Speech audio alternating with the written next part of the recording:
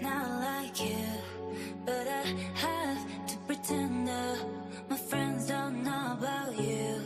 If we hide, we'll be better.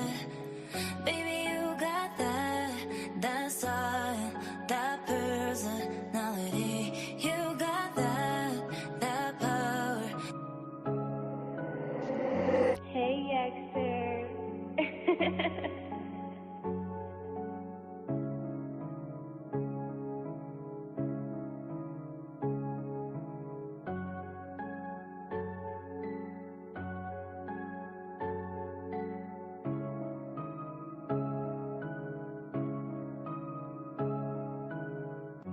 Not like you.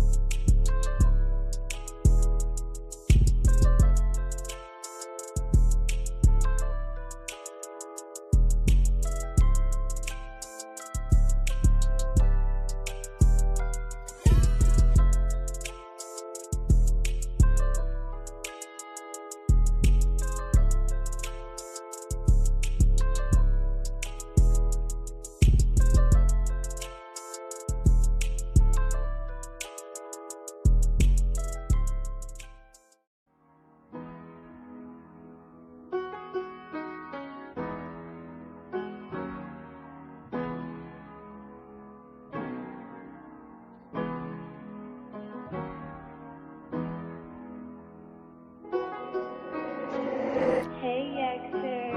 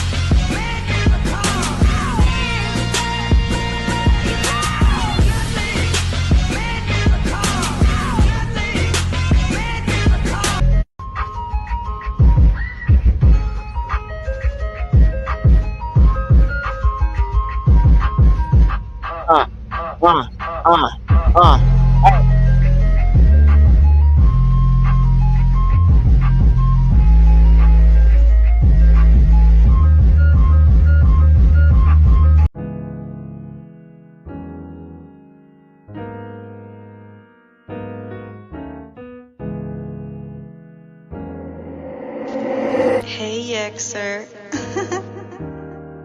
Ab Yahuwah Alua of all creation, may your name be esteemed upon high forever.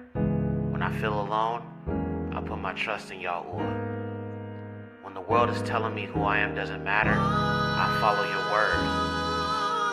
When my enemies come against me, I stand strong. I believe in your son Yahusha and the power of his redemptive blood. When I call on your name, I know you hear me beyond everlasting hills, beyond the heights of the Shamayim. When I'm at my lowest, I put my trust in the Most High. I do not believe in a higher power. I believe in the highest power, who is Yahuwah Ha'alua Ba'yasharah. Ab Yahuwah Nathak Takbula Kakma'u Aruka Yasha Amu Hekam Yasharah Naha Yakub Lashu Kadumarak Kakabud La Hashamuth Yahuwah U Yahusha. There is power in your Kadash name. There is uprightness in your Torah. There is joy everlasting in your perfect will. Your love knows no limits, and your mercy abounds. May every so-called black man be made a priest for you. May the daughters of Zion be comforted, protected, and led in righteousness by the men of Yasharah. May every Yasharali child be instructed in your Torah. Father, help us to stand against our enemies. Give us strength, perseverance, and endurance in these last days. Lead us to a place of shalom, safety, and protection everlasting. For there is no one like you. Yahuwah Alua Hinu, Yada Yahuwah Alam. I give you all of me. Aman. I give you all of me. I give you all of me. I give you all of me.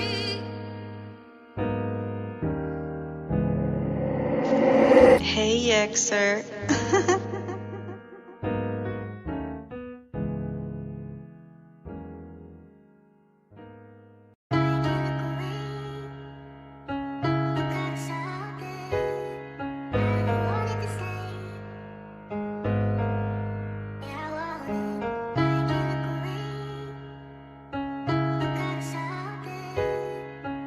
Truth is being revealed to those who seek it, and I am truly blessed to be a part of that awakening. I've realized that this world is just one big stage, and most people are just dancing to Satan's tunes. Take a look at Mount Rushmore. They were all slave owners. Remember Song of Solomon, I am black but comely. Look not upon me because I am black, because the sun hath looked upon me. The evidence is overwhelming, brothers and sisters. Do some research. If you've been blessed with eyes to see, you'll realize that the white Jesus is actually Caesar Borgia, the illegitimate son of Pope Alexander VI. And the clock is ticking. Babylon is gonna fall. Hey Yekcyr. Yo, the heathens will say we inherited lies, in which there is no prophet, always cleaving to lies. And you say you hate the Negroes, but one day we will rise, and the nations that envy, they will all see demise. And the heathens will say we inherited lies, in which there is no prophet, always clinging to lies. Our redemption is written, white Christians despise, and the nations filled with envy, they dismiss and deny. Yo, the heathens will say we inherited lies, in which there is no prophet, always cleaving to lies. And you say you hate the Negroes, but one day we will rise, and the nations that envy, they will all see demise. And the heathens will say we inherited lies, in which there is no prophet, always clinging to lies. Our redemption is written, white Christians despise, and the nations filled with envy, they dismiss and deny. Hey, Babylon go burn with that Confederate flag, LGBT white supremacy and in bed with no and I'll burn and I'll spit on the American flag. White Jesus is false, so how the arrogant brag. I ain't voting for Trump, I ain't voting for Biden, and the one who I abide in is the Lion of Zion. And you do what they say mindlessly like they Simon, and the heathens gon' rage cause they really just fighting. And the nation shall envy, can't do nothing against you, and we know that you Esau and you say it offends you, and no wonder you so wicked, got a lineage of evil. White pride means nothing, I can see through your ego. And your Uwa said the nations are nothing but spittle, and we are the chosen people, we will never be equal. And the pride of Esau exalts himself as the eagle. What's coming to Esau and the heathens, yo, it sure won't be peaceful. It is Esau who dwells in the clefts of the rock, and the rise of Yekcyr you never can stop. This is for my ancestors who you hung from trees. This for the black blood spilled by the hands of police. This for the black women that you violated with pride. This for every single sin you tried to hide and denied. This is for your white Jesus, it produced self-hate. This for the unpaid wages and all that you take. It's for the Rev 2-9s and our identity stolen. We know the truth about you, you really eating my Romans. Yeah.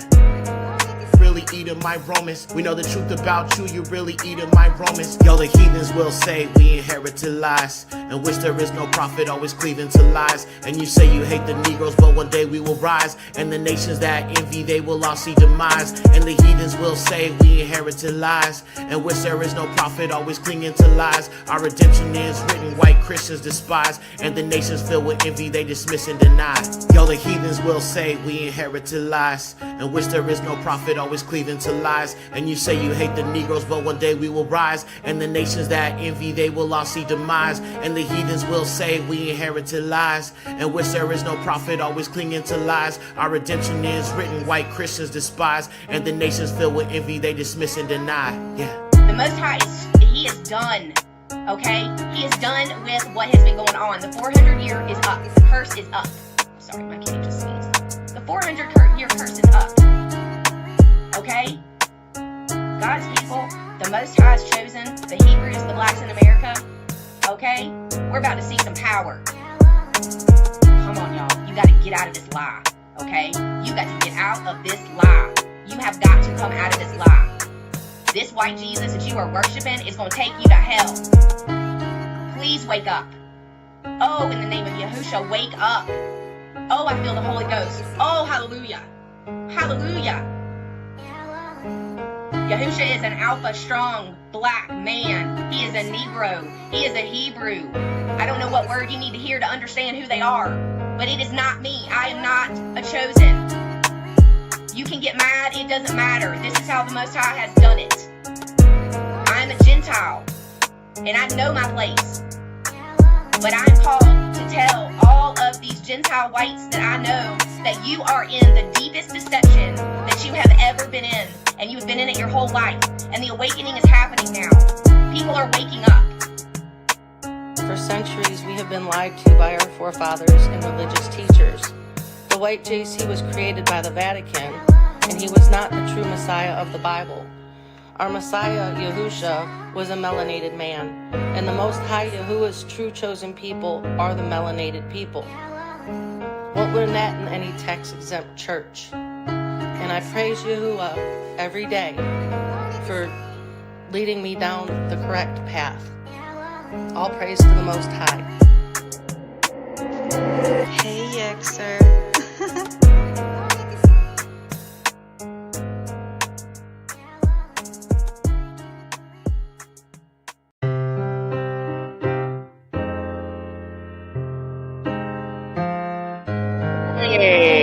Hey, Yekcyr. Yeah! Hey! Yeah. Whoa.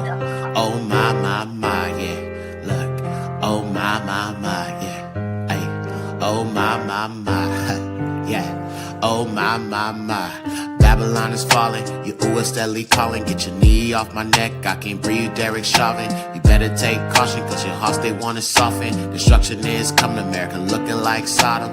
Babylon is falling, Yahuwah steadily calling. Get your knee off my neck, I can't breathe, Derek Chauvin. You better take caution, cause your hearts they wanna soften. Destruction is coming, America looking like Sodom. Babylon a whore and it's time for divorce. We came here as slaves, we was brought here by force. And you always hate my people and you have no remorse. And your wealth comes from Judah and the slaves were the source. Republicans and Democrats plotting against us. Both sides push a shot, another plot to just kill us. Yeah, Babylon gon' fall, judgment's already started. Who created race? The white man that's often discarded. Babylon the Great is the mother of harlots, and no president can save her, destruction coming regardless. And the nation's drunk from her wine, her ways are just lawless. And if you love this country, you ignoring the prophets. Yahuwah will make her desolate with plagues and with fire, and the heathens will mourn, her destruction is dire. Trump and Biden are some puppets, fools trusting these liars. And the whore is no more, is abruptly desired. Yeah, whoa, oh my, yeah, look, oh my, yeah. Oh my, yeah. Oh my. Babylon is falling. Yahuwah steadily calling. Get your knee off my neck. I can't breathe, Derek Chauvin. You better take caution, cause your hearts they wanna soften. Destruction is coming to America looking like Sodom. Babylon is falling. Yahuwah steadily calling. Get your knee off my neck. I can't breathe, Derek Chauvin. You better take caution, cause your hearts they wanna soften. Destruction is coming to America looking like Sodom.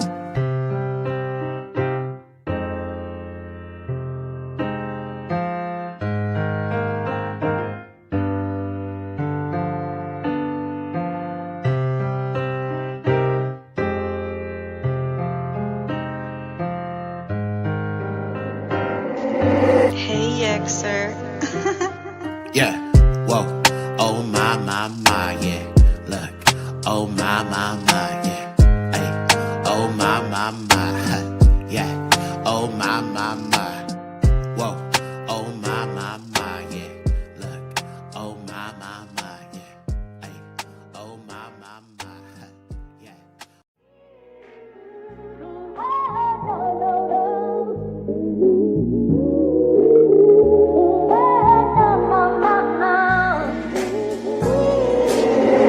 Hey, Yekcyr.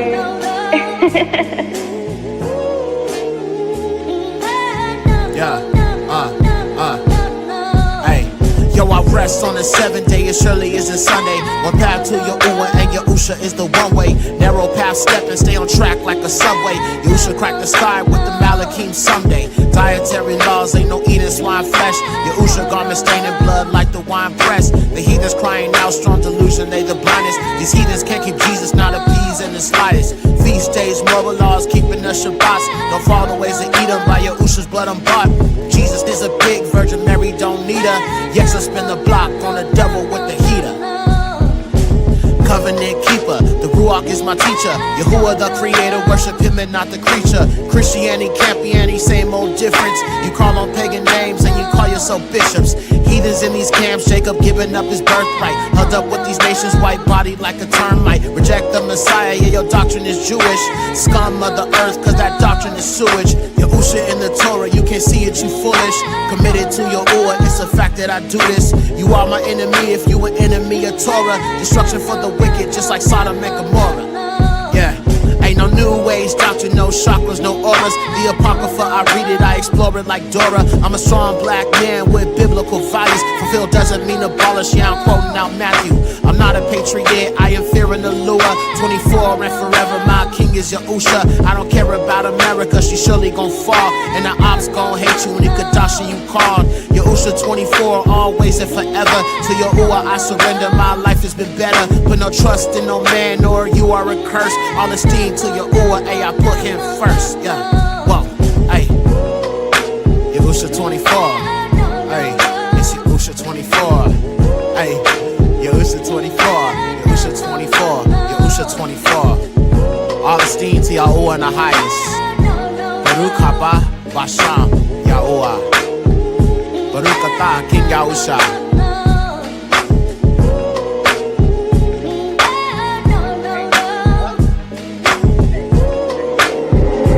Hey, Yekcyr.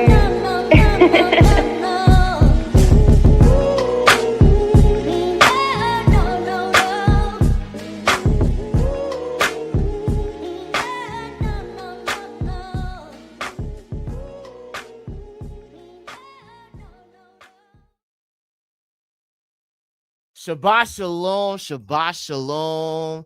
All praises to the highest, AETTH. All esteem to the highest, Yahuwah, Barak Yahuwah, Barak Yahusha. Shalom, family. Shabbat shalom. Good to see y'all all here again. All praises to the Most High Yahuwah. We are back again in the building. And it's all esteemed to the highest Yahuwah. You know what I'm saying? Because he brought us together again. It's always a blessing to make it through another week and be able to gather with you guys. So I'm thankful for that. And Barak Yahuwah, I hope you guys are all doing well today. Before we jump into this, can I get a quick sound check? Come on, y'all know how we do. Mic check, 1 2 1 2. Mic check, 1 2 1 2. Yeah. Mic check, 1 2 1 2. Mic check, 1 2 1 2. Give me a one if I'm good. Mic check, 1 2 1 2. Mic check, 1 2 1 2. Yeah. Okay. Once we good. All praises to the highest. Okay, let's get the shout outs to the fam, bro. We got to get into the shout outs, y'all. Don't want to leave the family hanging. Okay. Now, I'm going to be honest, y'all. I got to keep it brief today in regards to the announcements because and the shout outs, because listen, I started the show 8:45 and bro, there's so much we're getting into tonight. So give me at least 3 hours of your time tonight, family, this evening. Barak Yahuwah. That's what's going to be required because there's so much we're digging into. And you can see why I had to push the show back a little bit because this is so heavy. So I promise this will be a full course meal tonight. Barak Yahuwah. All right, so let me get these shouts outs, man. Let's do the shouts out. Yummy is in the building. Shabbat shalom, sis. I see you was early this week. Barak Yahuwah. Good to see you. All praises to the Most High. Shabbat shalom, sis. Young Hezekiah, 144K in the building. I see you, young Yahudi. Shabbat shalom to you. Good to see you as always. Barak Yahuwah. Welcome. Let's see. Kim Terry, Big Ak. Kim Terry is in the building. Shabbat shalom, Big Ak. All praises to the Most High. Salute you, King. Barak Yahuwah. Shabbat shalom. Good to see you as always. Stefana's in the building. What's up, Ak? Barak Yahuwah. Shabbat shalom to you, Aki. Good to see you. Adara's in the building. Shalom, sis. Good to see you, sis. Barak Yahuwah. Big Ak Dennis is in the building. What's up, Aki? Shabbat shalom, Big Ak. All praises to the highest Yahuwah. Good to see you. Good to see you. Let's see. I know I saw Torah Kids in here somewhere. Where's she at? That's one of our newest moderators. So Barak Yahuwah. I know I saw in here. I don't want to forget about you, sis. I know I saw you somewhere. I know we got a full house. So shout out to everybody that's here. I try to get my mods. I'm going to get everybody else. Oh, there she is. All praises to the Most High. Shabbat shalom, sis. All praises to the Most High. Good to see you. Okay. So I think that's most of our mods. I think I got everybody. Is Dark Kid in here? I didn't see Ak in the chat. I always make sure I get my mods. You know what I'm saying? I don't want to leave y'all hanging. You feel me? Queen Raya, shalom, Queen. Shabbat shalom, Queen. Good to see you, Barak Atah Yahuwah. Barak, the name of Yahuwah. Good to see you, sis. Shabbat shalom. Okay, that's everybody I could do for the mods right now. Let me get the general chat before we jump into this. Pride of Judah 5767. Good to see you, sis. Welcome back, Barak Yahuwah. Good to see you. Bino 619 is in the building. What's up, Aki? Shabbat shalom. Madi Yahu is in the building. Shabbat shalom, sis. Tawanda's here. Shabbat shalom. TKL. Shabbat shalom. DW. Shabbat shalom. Hold up, Zakar Yahu's in here. Ak. Hold up. He in here, cuz? Hold up. I didn't even see him. Hold on, I'm scrolling. It's a lot of people in here, so I'm trying to find him. Ron Shepard's in the building. Shabbat shalom, Ak. Let's see. I was trying to find him. King Diamond Alexander. Shabbat shalom, Aki. I don't see him. I don't see him in the chat. I saw somebody like at him, so I was like, oh, he's here, but I didn't see him. Hopefully he'll show up in the chat. Okay, Yada Yahuwah Ma'ab. Shabbat shalom, Aki. Renee Yahu. Shabbat shalom, sis. Let's see. So many people, bro. So we got a full house today. So Barak Yahuwah, man. Barak Yahuwah. Okay, all right. That's everybody I can do right now. I'm sorry. You know what I'm saying? Early bird gets the worm. Show up early. I'll try to get you in. Bianca, Shabbat shalom. Okay, cool. All right, y'all. So look, we're gonna do this. Boy, there's so much to get into tonight. So I don't know if we're gonna get through everything, but what I can guarantee, as always, this will be a full course meal. Okay. I mean, if you are trying to understand some things, put some things together, you definitely will be able to tonight. You're definitely going to be able to put some things together tonight. All right.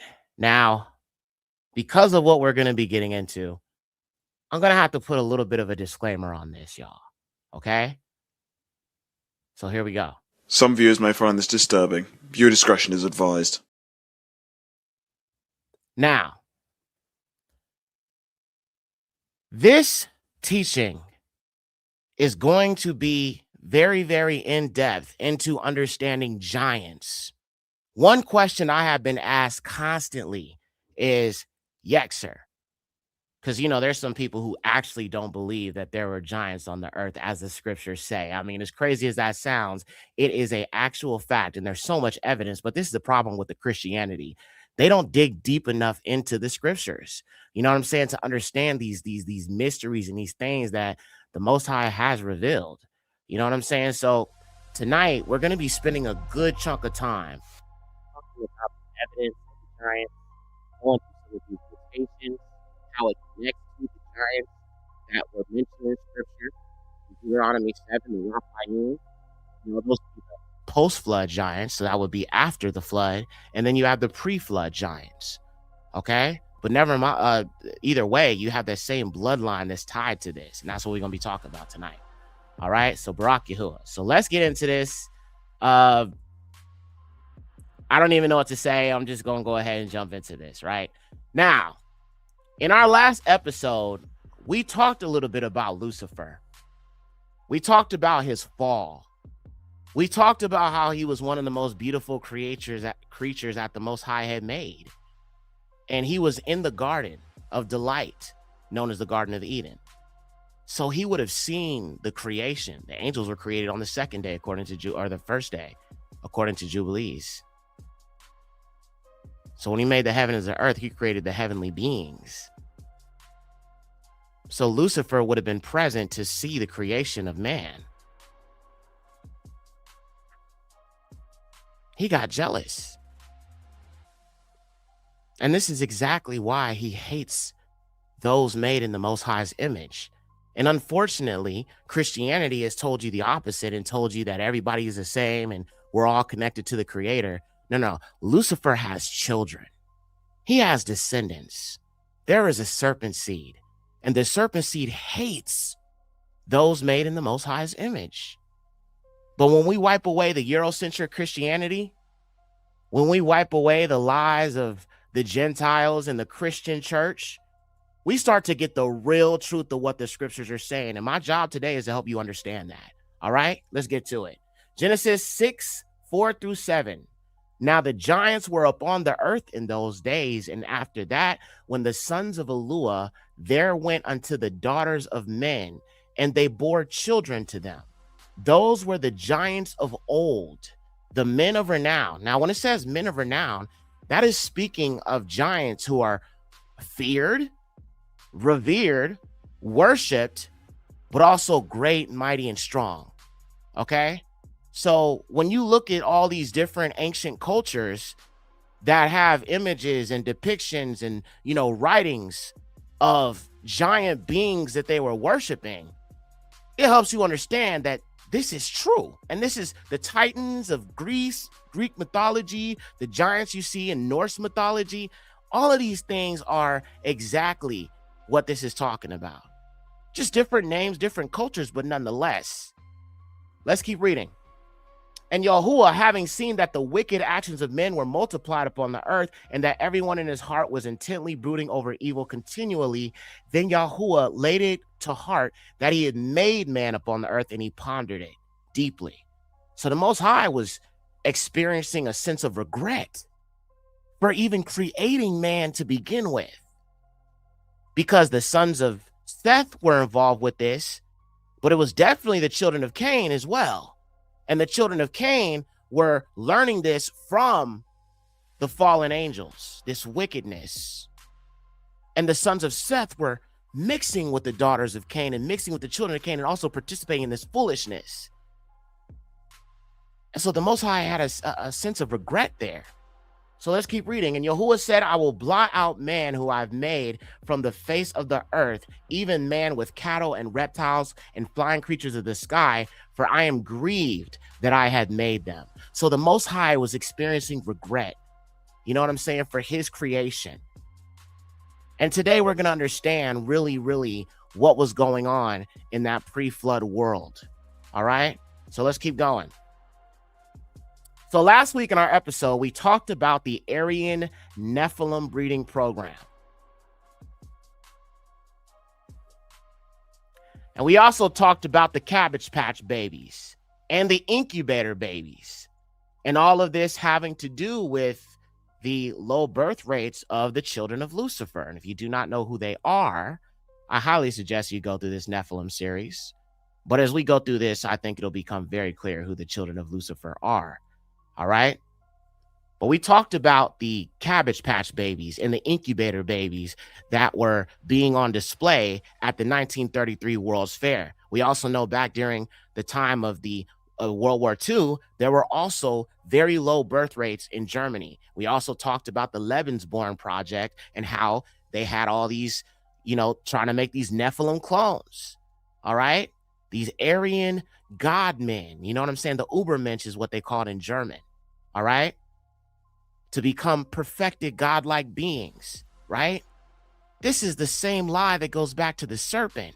And due to the low birth rates, due to sexual incompatibility, due to Caucasian women not being interested in Caucasian men because Caucasian men are not masculine enough, all right, due to the behaviors of certain people groups, they're not having babies. And they're trying to have babies and they're not able to get them numbers up. There's a reason for that, all right? So this leads us to the cloning. This leads us to the incubator babies. And this leads us to a bunch of cloned people who came out of nowhere, who are of a certain bloodline, highly likely, and they were all Caucasian children that have been sent all across the world to be adopted by family members. None of them are melanated. None of them. So you know what that tells me? Every single Caucasian right now definitely has that bloodline in them. What is their true story? What is their true origin? They don't know. Because these children that were taken into these homes, these Cabbage Patch children, or these children that were picked up at the incubator, you know, site at the World's Fair, nobody knows who their parents are. The train of orphans that was found, nobody knows who their parents are or anything. So there's a whole bunch of NPCs all around us, people who have no soul. And now we start to understand the behavior of this group of people. Now, let's keep going. Now, real quick, speaking of the whole incubator Cabbage Patch babies thing, I want to show you something about that, okay? I found actually this video while I was researching further for this particular video. So I'm going to show you that in a second. Now, also, if you have not seen the episode regarding the Nephilim breeding program, you may want to go back and watch it because I will not cover it in depth in this episode, and the link is in description. All right. So let me just quickly show you this first video. All right. Of this black woman. Shout out to her. Breaking down this whole situation with these Cabbage Patch children. There's actually a company that is devising a plan to take a look. Okay, so now they're out here building pregnancy robots. Y'all, when I say these companies are out here trying to play God, I am not joking with you. There's a company called Kawa Technology. It is in Guangzhou, China, and they are building these robots that are set to debut for sale next year. And how much do you think this is going to cost? Between 13 and 14,000 US dollars. That's it. They say it's about 100,000 won. And this is for people who want to avoid the burdens of natural gestation. That's what they said. This is going to replicate natural gestation. It will be made of artificial amniotic fluid, and they will deliver nutrients through a hose. And after 10 months, boom, pops out a baby. I'm not saying that, there are not people who are not fertile or not able to naturally have children who don't deserve other avenues, but this is creating what they're calling humanoids. We don't know. We won't know until 10, 20, 30 years after these things are born, these humanoids are born. What will they be like? What will come of it? I am quite literally flustered because there are so many children who are born from, let's say, teen moms or people who are in different circumstances who wish to be adopted. So many kids in the system that could get homes, but instead we're building pregnancy robots. I don't know. It's giving Global Reset. It's giving Orphan Trains. It's giving Cabbage Patch Kids. It's giving 1800s. I don't know what's going on, but I checked quite a few media outlets and this is happening. Look up KY Technology. Look up in Guangzhou, China. They're building robots that are due to debut next year, and within 10 months time, boop, it'll pop out a baby. Let me know what you think about this. If you don't know what I'm talking about, save this video, go look into it, come back, share your thoughts. Per usual, this is all alleged, can't confirm or deny the facts, but I definitely want you to go ahead and research it because it's definitely interesting. Like, follow, stay for some more. Okay, so so I went ahead and looked it up. She actually did give some receipts so someone can look this up, but I'm going to show you it is facts. All right, take a look at this here. So it says, let me share my screen here. Barack Yahuwah. Okay. So it says China Tech CEO reveals plans for humanoid pregnancy robot. A robotics entrepreneur says his company is involved in the creation of a pregnancy robot and that a prototype could be ready as early as next year. All right. And this was written as of September 3rd, 2025. All right. Some people don't want to get married, but still want a wife. Interesting. Some don't want to be pregnant, but still want a child. So one function of our robot wife, and I'm going to show you what it looked like in a minute. It's kind of creepy. Is that it can carry a pregnancy, said Zhang Qifeng. I'm sorry if I butchered that. Founder of Kaiwa, a company based in the tech hubs of Shenzhen and Guangzhou in China's southern Guangdong province.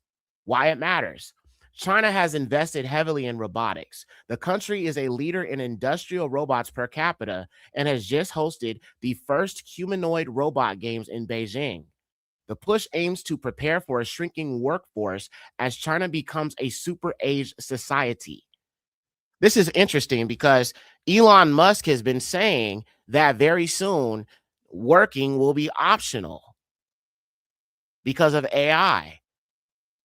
So, I mean, he's literally telling you what's going to happen. And I think that's why you're seeing so many layoffs, unfortunately, because now that they're building this infrastructure, a lot of jobs are going to go to AI.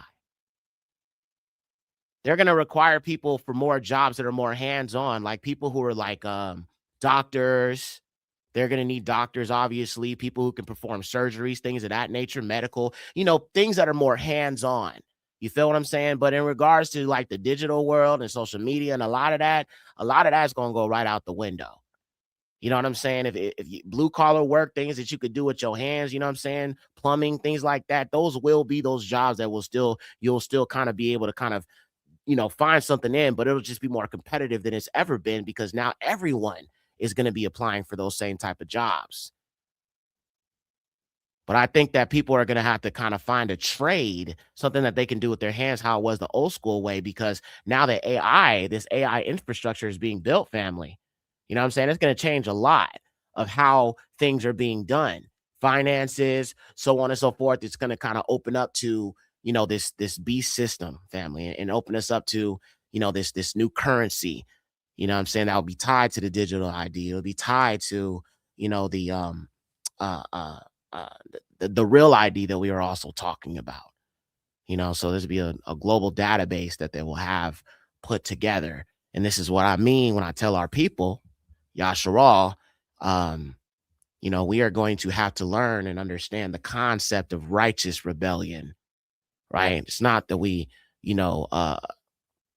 want to cause issues, but our Alua has told us not to trust in the system, right? Our Lua told us to trust in him. The Most High didn't want us trusting in the system. The Most High wants us to trust in him. And we all, family, are going to have to make a decision about who you serve. And that's going to come down to the level of compliance that you offer to this system. Are you willing to lose it all? For Yahuwah, for Yahusha, I am. I'm totally willing to lose it all. I'm even willing to give my life for Yahusha like he did for me.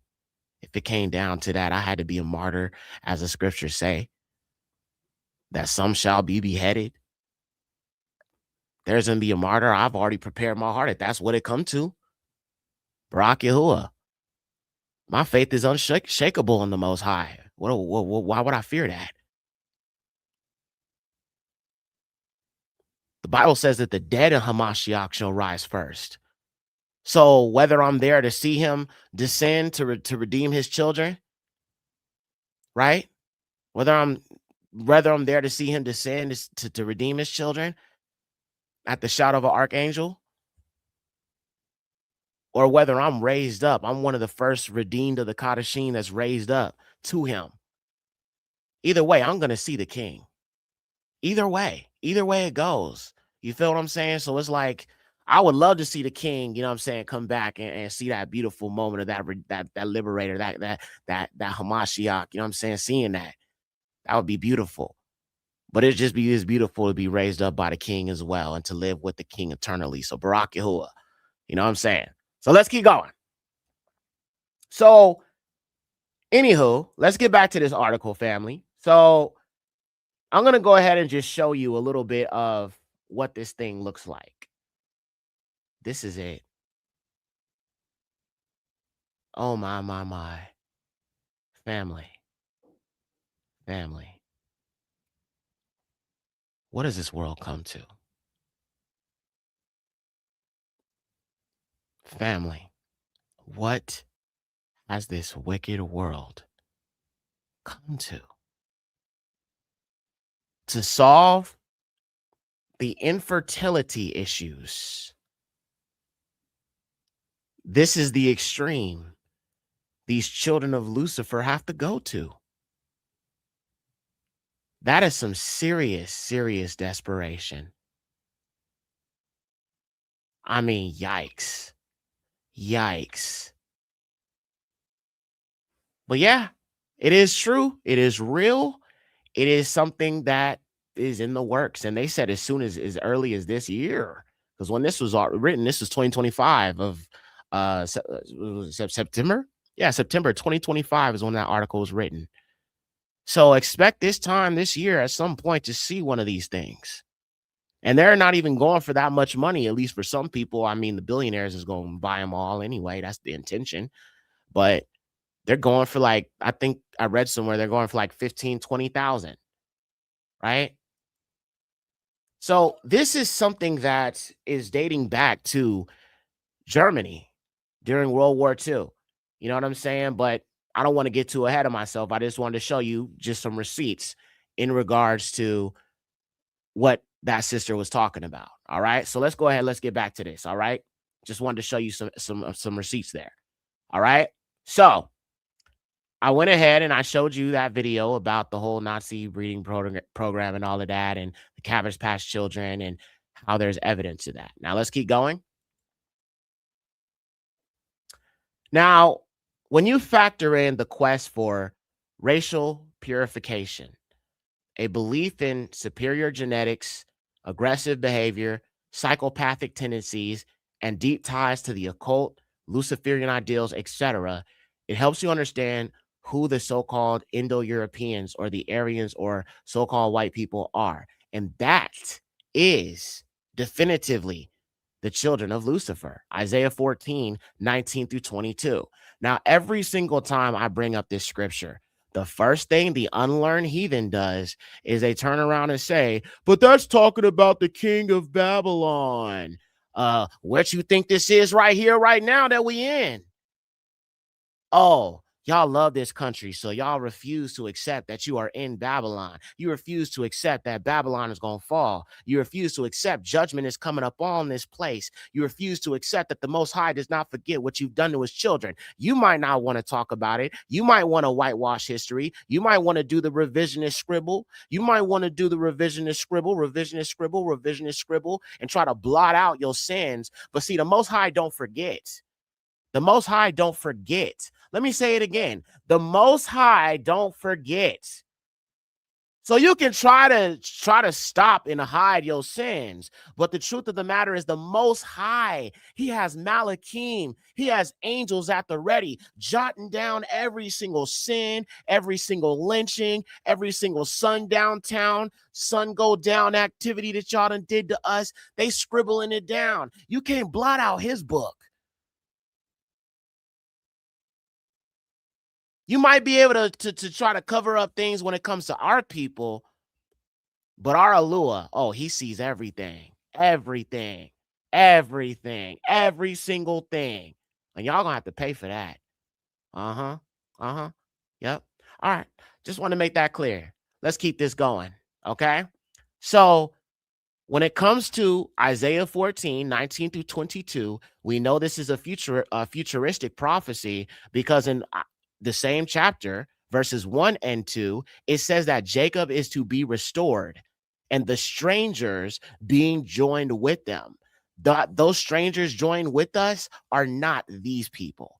They are not the children of Lucifer. Why would Yahuwah save a people that he didn't create? How do they get the whole world, right? To do all the evil, can bring up all this wickedness and destruction and war and evil and just colonization and, have the privilege to do these things. A woman can literally call a Somalian couple the N-word and admit to being racist and then turn around and claim to be the victim and make hundreds of thousands of dollars. A white woman could call a 6-year-old child the N-word and then sit there and throw up the middle finger in front of the man's face when he's questioning why he would say that to a child. And then she plays the victim. And then what happens? Almost makes $1 million. This is sour cream supremacy. So how do you get the whole world, but then get the kingdom to come that's promised to the oppressed? How do you get the whole world and get to be the oppressor, right? Get to write the rules, get to change history, get to rewrite everything and play the victim and monetize it every chance you get. But then you also get our inheritance? Y'all done lost y'all minds, cuz. Y'all done lost y'all minds, cuz. Y'all have lost that privilege that Satan done put in y'all's minds. The devil done deceived his children. Ain't no way, family. Ain't no way. How do you? The Bible says the meek shall inherit the earth. The meek shall inherit the earth. Who are the meek? The meek are the afflicted. Those who have endured oppression and affliction upon affliction upon affliction upon affliction. The meek is not the privileged. The meek are those who have been humbled against their will by greater nations than them.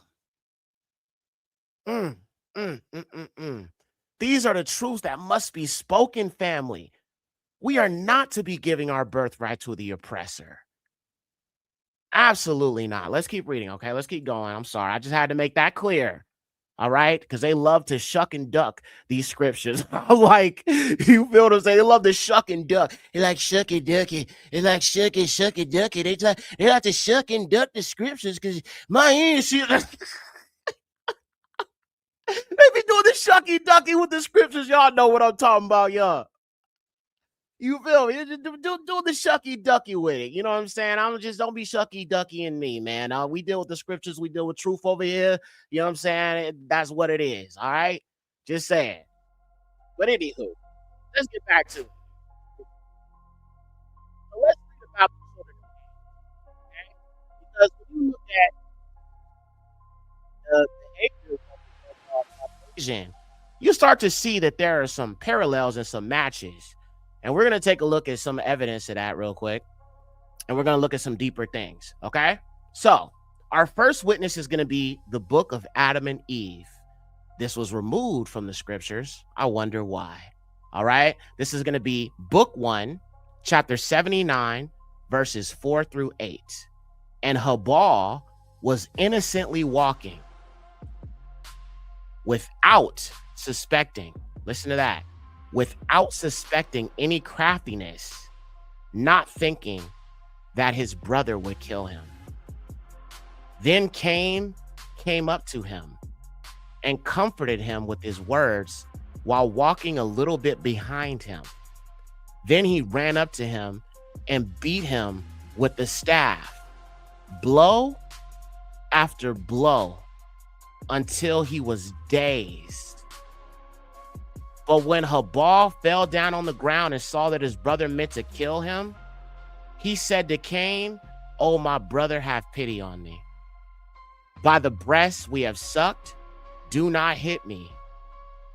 By the womb that bore us and brought us into the world, do not beat me to death with that staff. If you are set on killing me, take one of these large stones and kill me outright." Then Cain, the hard-hearted and cruel murderer, took a large stone and beat his brother's head with it until his brains oozed out, and he wallowed in his blood before him. And Cain was not sorry for what he had done. So, family, Cain mercilessly beat his brother. Mercilessly showed him no mercy at all. This is disgusting behavior, but it makes me think of a justice system that has no mercy on the black man. Has no mercy on the black man. It's like even just a black man driving or a black woman. Even look at Sonia Massey, man. Look what they did to that black woman. This is exactly what our fear is in this country and what we deal with, because this is what we deal with as black people. And in over 400 years, ain't nothing changed, bro. Not a damn thing has changed. They want to act like we've overcome. We didn't overcome nothing. It's gotten worse. They want to turn it back to how it was to the 1960s, 1950s.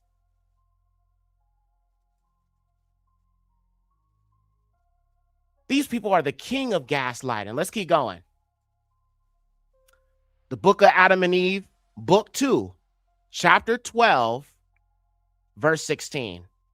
But by the time Enosh, that's a descendant of Seth, the righteous seed line, was 820 years old, Cain had a very large number of offspring because they married often, being given to animal lusts until the land below the mountain was filled with them.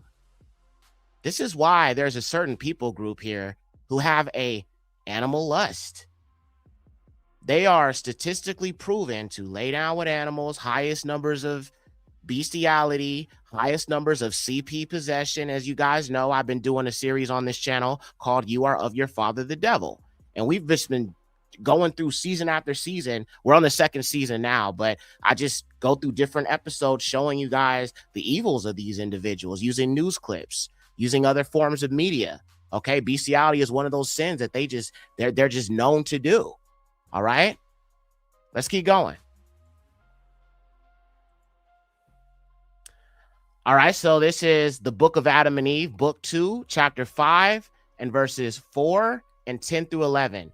After that, as he was coming down before the altar after giving his offering, Satan appeared to him, that's Cain, in the form of a beautiful messenger, brilliant with light, with the staff of light in his hand, and he wrapped with a girdle of light.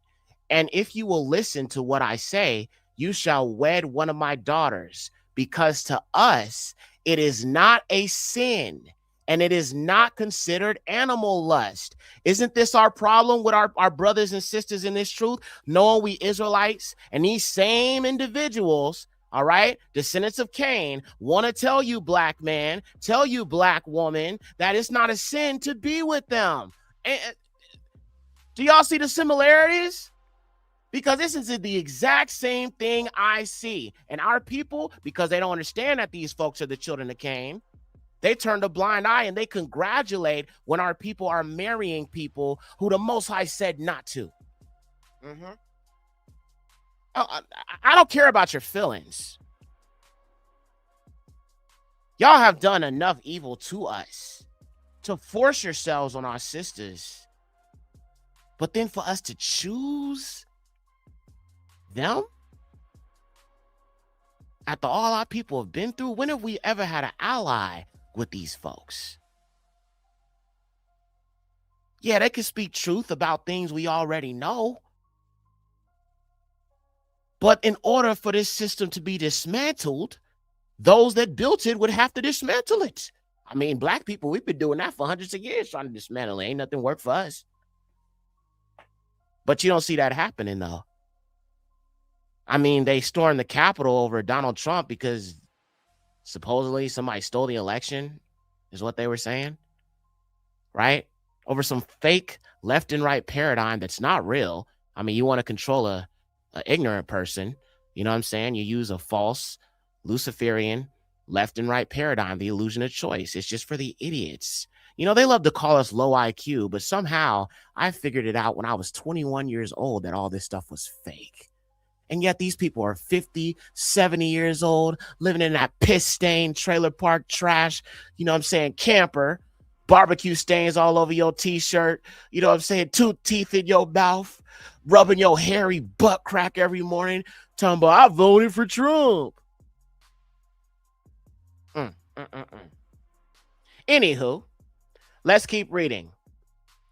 If you will listen to what I say, you shall not wed one of my daughters, because to us it's not a sin, and it is not considered animal lust. For in our world, we have no Alua, because we all are Elohim, or gods, and we are all of the light, and are the Shamayim, powerful, strong, and glorious. So basically, right here, Satan was attempting to get one of Seth's descendants to mix with the daughters of Cain,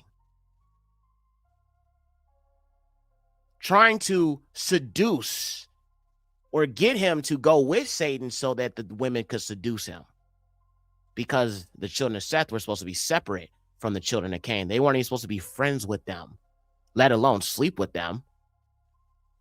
And we have this same problem today. Do you see the parallels of scripture, family? Do you see how it just fits so beautifully like a puzzle? Now, just in case you don't believe these are the children of Cain, I mean, look no further than their track record. I call them the earth disturbers because that is what they are. Take a screenshot if you need to. This is just all the destruction these individuals have brought to the earth. The earth groans because of the children of Cain, family. Let's keep going. Now, in our last episode, Satan is Your Daddy, we discussed Lucifer and his fall. We also talked about how Lucifer is often portrayed as looking like this. Now, there's also a show called Lucifer that I didn't touch on in that episode, but there's a show called Lucifer. Now, in putting this together, I found that the original depiction of Lucifer from the comic book adaptation of the show Lucifer, let's take a look at that. Notice this. Now, you see Lucifer here. This is an image of Lucifer that's at the very top, and at the two bottom are, movie posters or television posters from the show Lucifer.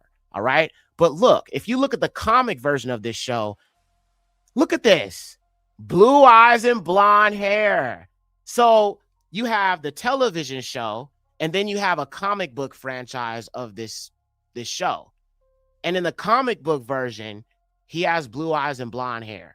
In the last episode, we talked about blue eyes and blonde hair being a trait of the Nephilim. And we're going to get a little bit more into that in a minute. But it's interesting, though. So I said in the show adaptation, Lucifer is depicted with dark hair. But in the comics version, he is depicted with blonde hair. Very, very, very interesting. And we talked about these. Give me a one if you guys have ever seen these. Just in general. Give me a one if you have seen these before. Give me a two if you haven't seen them. Give me a one if you've ever seen them. Anywhere, like, just in general. Okay, I see ones. Okay, some of y'all know what these are. Well, some of y'all may not know what they are, but y'all are familiar with them. Okay, Barak Yahuwah. So we talked a little bit about them. What they are is they are amulets, okay? And if you notice, if you look at the middle of it, you see a blue eye, okay? This is known as the evil eye, all right? This is like a amulet. Now, they say that they use it for protection, all right? But what I think this is the opposite of that.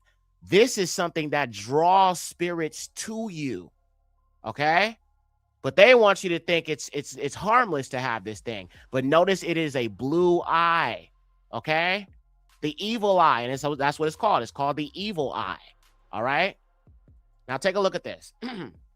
So we also discussed the evil eye, and we discussed that in the last episode, which is a wicked charm or amulet people wear, and it's said to ward off evil, but it actually attracts it. Now, we also discussed blue eyes and blonde hair connecting to the Nephilim traits, along with many Caucasian features, and that the Caucasian is a direct result of fallen angels.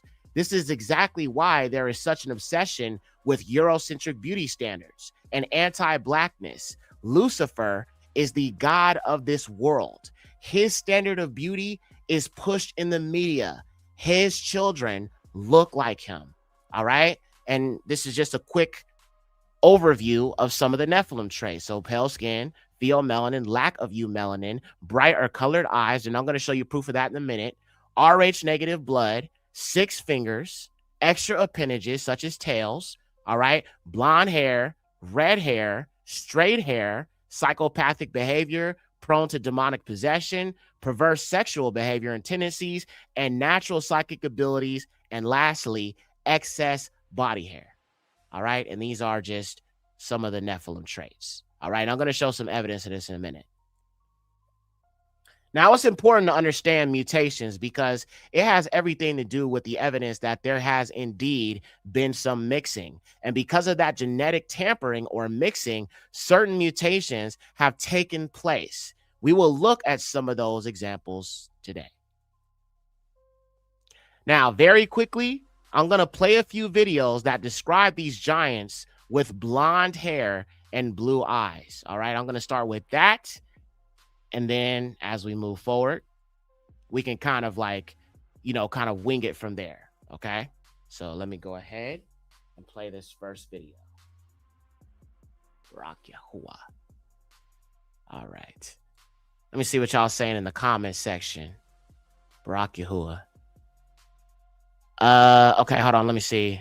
Technical difficulties. Can y'all hear me? Somebody said technical difficulties. The chat. Before I continue, give me a 1 if everything's good. Before I continue.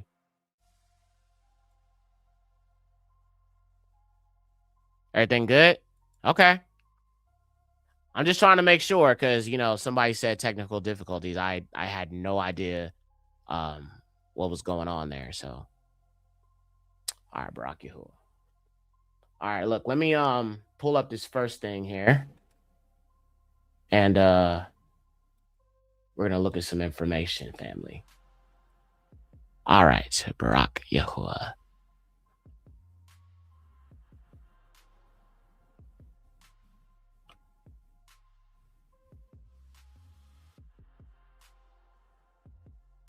Okay. All right. So let me switch my screen here. And I'm going to jump over to this first video. So this first video is talking about, I played it in the last episode, but it just kind of talks about the blonde hair, blue-eyed giants and whatnot. And then from there, we'll play some other clips that kind of show the evidence of this for people who, are like not aware of this situation. So just give me 1 second here. Okay. You know what, family? I'm having some technical issues right now. I don't know what's going on.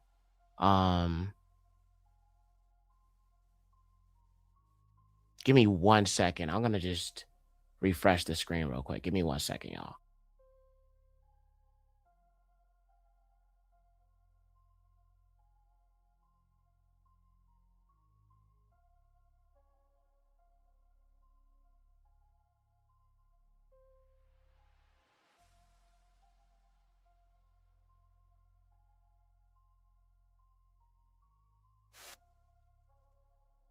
Okay, Rocky Hood. Okay, Rocky Hood. Somebody said I was going in and out. Am I good now? Before I continue, everything was good a second ago, but then it just like, I don't know what happened. Am I good now? Give me a 1. Let me know. I got a 1 in the chat.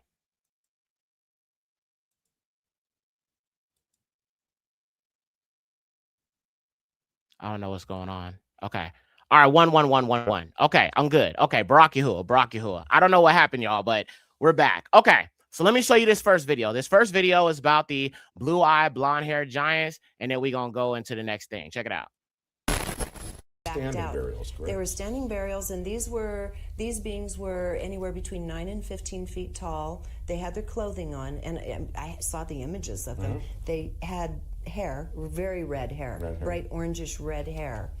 And as you're going to tell us in a little bit, a lot of these skeletons have blonde, waist-length black hair, red hair. Correct. That's still intact. Catalina was blonde, red hair all over the country, including Florida. Black hair often, and again, I'm not saying that all the population of the Americas was Caucasian or giants, but and the ethnicity is really varied across the country. There was one, as I recall, one leader, 9-foot-tall man, was found with a little white-haired child. Kentucky.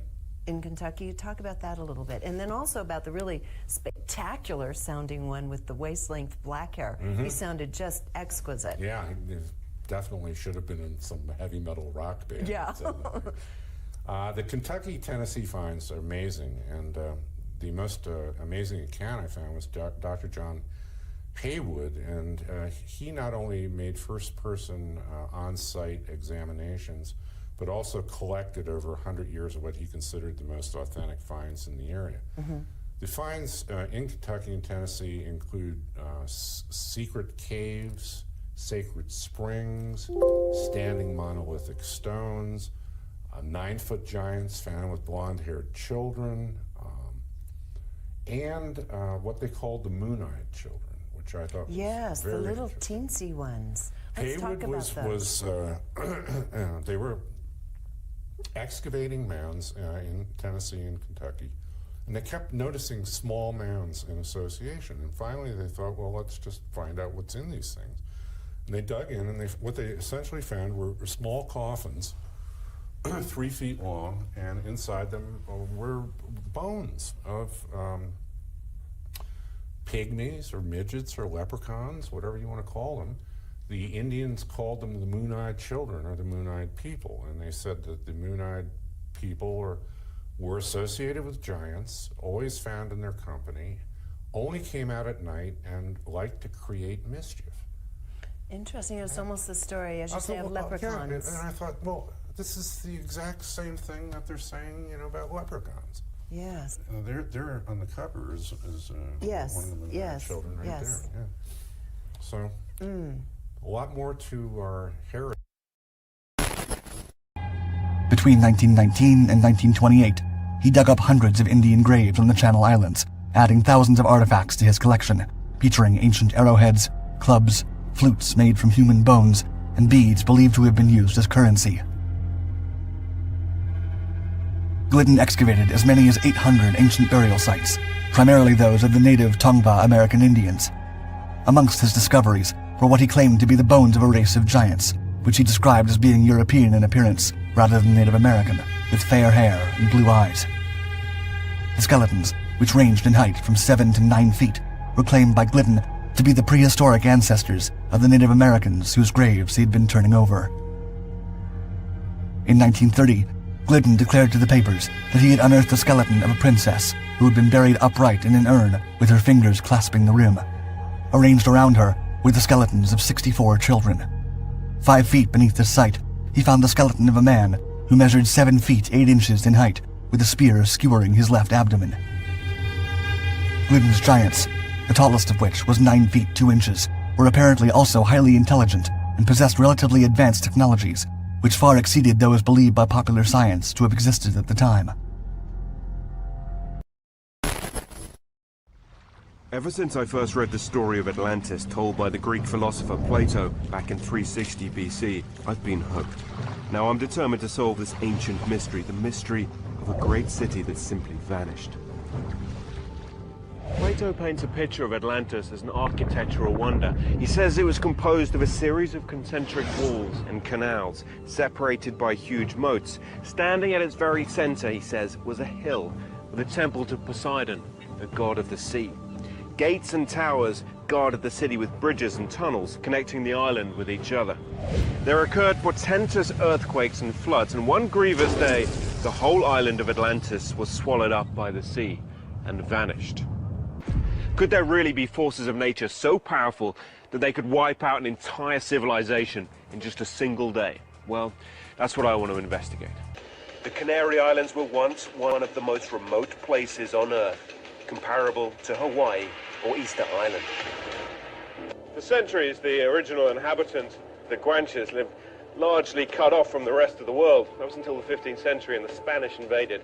And many of the Guanches were killed in the fierce fighting, others by the European diseases that they had no immunity to.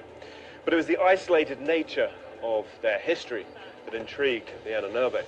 SS scientists believe the Guanche were descendants of an original Aryan population, possibly related to the fabled lost civilization of Atlantis. This is where the Guanche lived. They were troglodytes. They lived in caves. You can still see some of the markings of their habitation. But what about the Aryan connection? Were the Guanche blonde-haired and blue-eyed? Fortunately, that theory can be tested out too. The people that lived in these caves revered their ancestors by preserving them, by turning them into mummies. Used to be able to find literally thousands and thousands of mummies, but unfortunately now there are just not many to be found, because back in the day mummies were actually ground up and used as a cure for stomach aches, as bizarre as it sounds. I'm going to track down the few remaining Guanche mummies. Do they really have blonde hair? Is there evidence Aryans originally populated the islands? I want to find the answers that escaped the Nazis. Sumeria is known as the cradle of civilization. It was here that white-skinned peoples from the Caucasus Mountains spread a worldwide cult of blood ritual and magic to the rest of the world.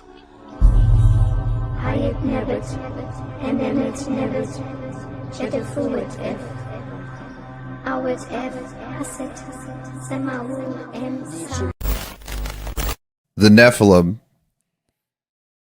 how do they show up in modern times? In your book, you talk about World War II.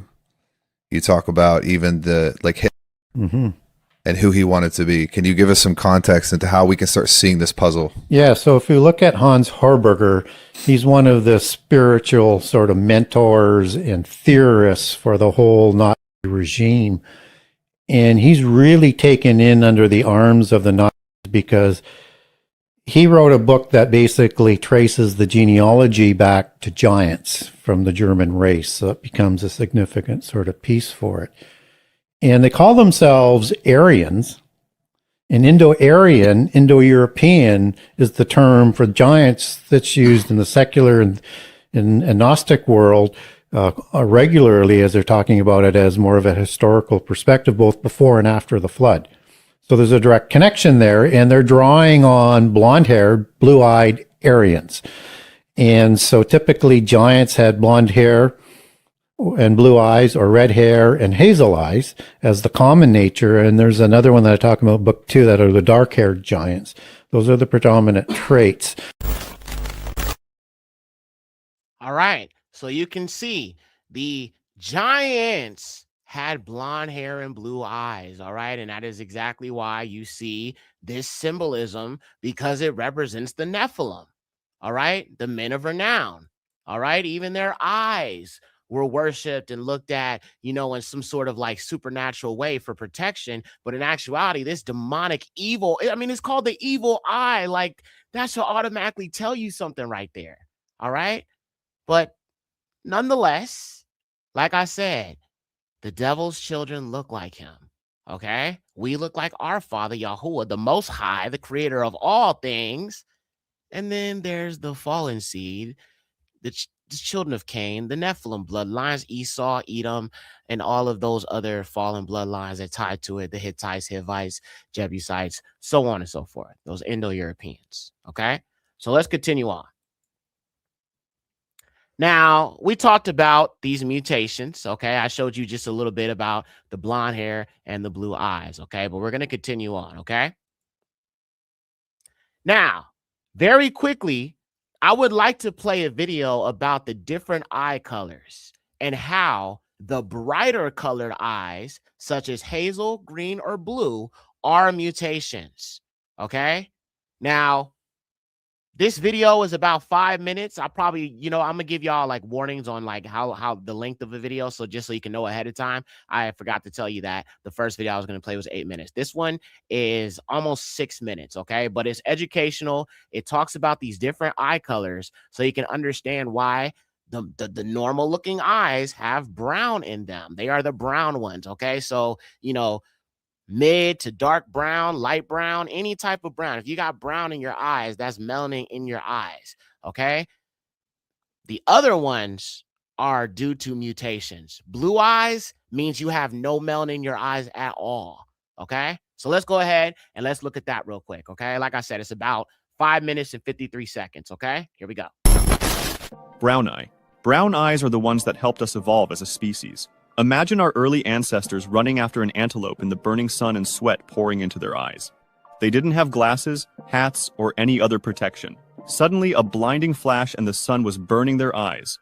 For a split second, everything disappeared, and then all they saw was a streak of dust from their dinner. This wasn't because it vanished, but because their vision broke down under the harsh light. Without food, they were signing their own death sentence right then. But there was a group that could see, and it wasn't because of luck, but because of their eye color. That's how the crushing evolutionary advantage began. Somewhere near the equator, brown eyes gave the first humans a superpower because they looked at the horizon with eyes made for fighting and survival. Their eyes were dark, intensely saturated with melanin, out of necessity. Melanina acted like a natural shield. While light eyes scattered light into visual chaos, brown eyes dampened it like a shield designed for bright Sunday. They were opaque and better prepared for intense light than other colors. Those who saw better survived. This ancient trick still works, because today over 70% of people in the world have this built-in protection in their genes. Without them, we'd be blind in harsh light, and on the savannah, blindness didn't just mean losing sight, it meant death. There was no chance involved, just brutal selection. In the sun, the difference between hunter and prey came down to seconds. Brown eyes reacted 0.3 seconds faster than light eyes. That's less than a blink, but it was enough for your ancestors to survive and for your lighter-eyed cousins to become dinner. If it weren't for brown eyes, maybe today animals would be telling stories about those strange, slow-running monkeys who disappeared because they couldn't see danger through the sun's glare. Brown eyes aren't rare, but they are a living relic from hundreds of thousands of years ago. Blue eye. Blue eyes are a contradiction. 10,000 years ago in northern Europe, snow lay for 9 months a year. The sun shone for sometimes an hour, maybe 2. This was a nightmare for people with dark eyes. Their eyes were made for harsh sun, and in the new conditions they went blind, got lost, and died of hunger. But a mutation appeared, blue eyes. Blue eyes allowed them to see better in twilight, and against a white background. Hunters with such eyes spotted reindeer, rabbits, and tracks in the snow that others didn't notice. Whoever saw the game came back with meat, and whoever didn't died of hunger. That's why blue eyes survived in northern Europe. It was an advantage that decided life here. But blue eyes are a pure lie.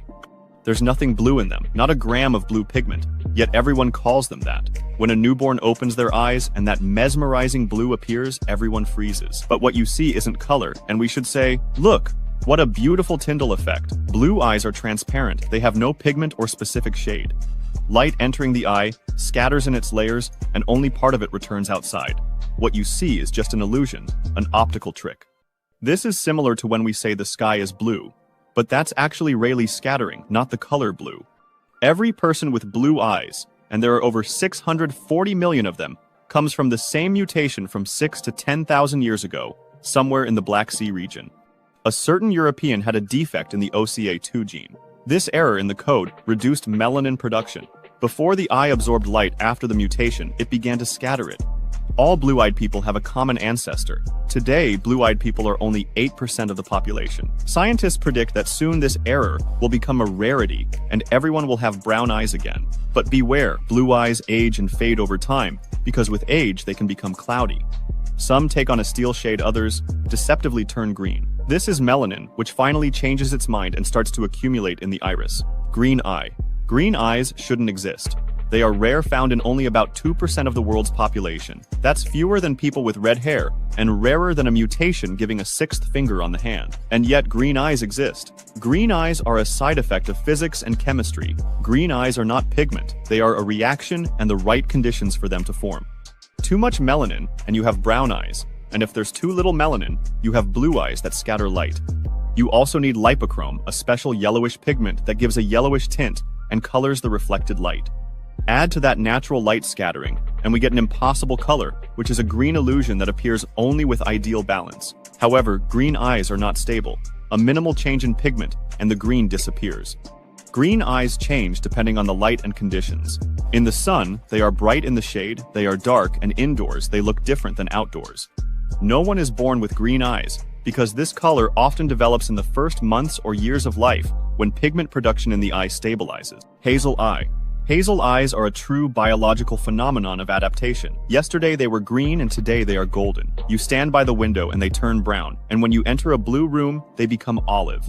Hazel eyes do not reflect light like blue ones, nor do they dampen it and protect like brown ones. That's why they are perfectly adapted to changes and do not lose visual stability. Biologically, they are characterized by a medium level of melanin, not too much to make the eye dark, and not too little for the light to scatter. Hazel eyes are extremely sensitive to changes in light, temperature, surroundings, and even emotions. They are affected even by the color of clothes or the angle of light, which means that hazel eyes actively react to all stimuli in real time. When pupils dilate or blood circulation changes, the color of the iris may look different. When you get excited, the green in them explodes, and when you are calm, they take on warm tones. When you are scared, a coolness appears as if something has darkened them from within. Some scientists try to push them into the light brown category, others into green. But they don't fit anywhere permanently because hazel eyes are not a specific color. Only about 5% of the world's population has hazel eyes. Okay, so you guys can see that all of these different colored eyes are mutations. You don't have that melanin in your eyes, man. It's because, and you know, in regards to like the green being a result of melanin, but the melanin not stabilizing and it changing from this to that and that and this, that is due to a mutation. Sometimes you even see people who have different colored eyes. You know what I'm saying? These are all a imbalance in the melanin production in the eyes.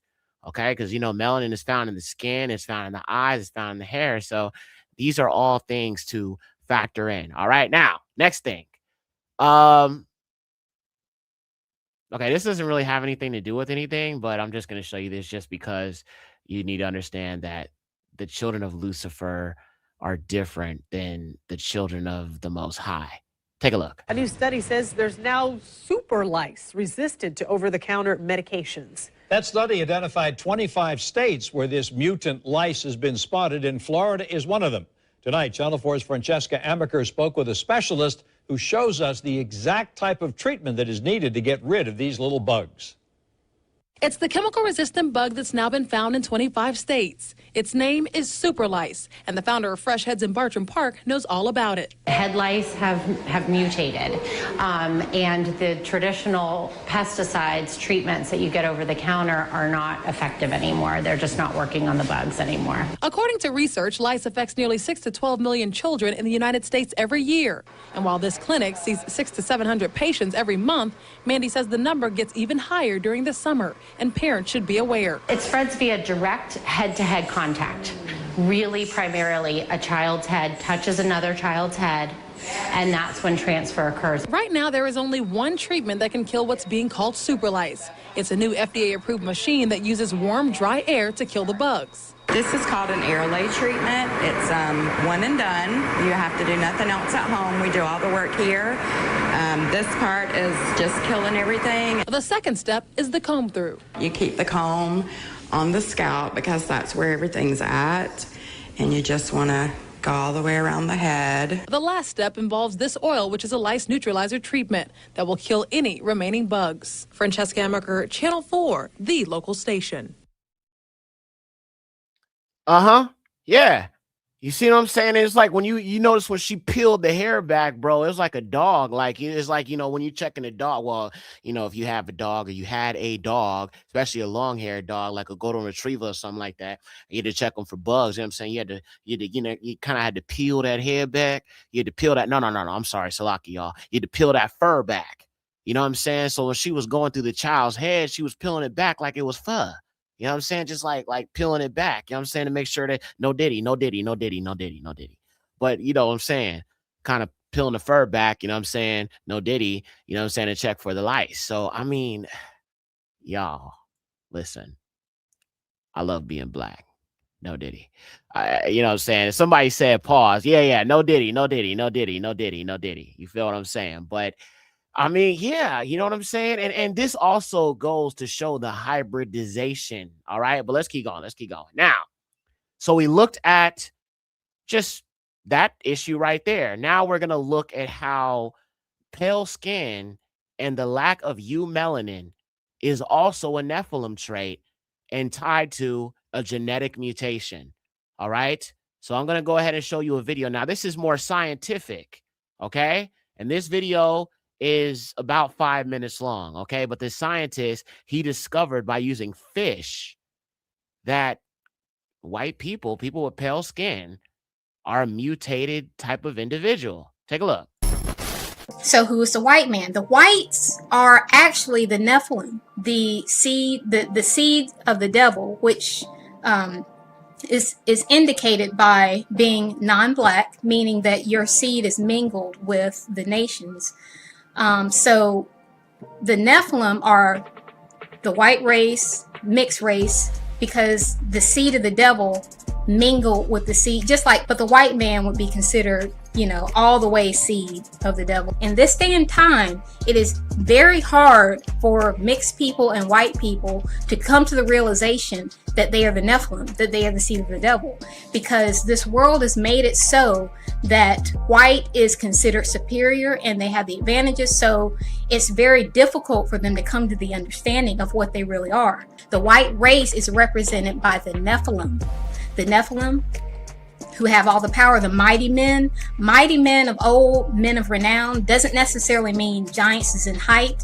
At a certain point, before they got the mixing of the genetics together, there were giants in the earth. The Philistines were extremely tall. But in this day and age, where we're at a later time, the appearance of the Nephilim is more consistent with the appearance of the regular height of men. So they're not necessarily giants in height, whereas they were at an earlier stage when they were said to make the men of Israel look like grasshoppers.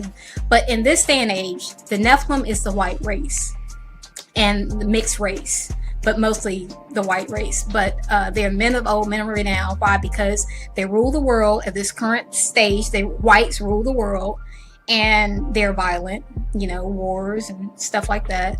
The Nephilim are the white race, okay? And also I guess the mixed race that have that serpent seed or that fallen angel seed, which makes people look leprous, with yellow hair and stuff like that.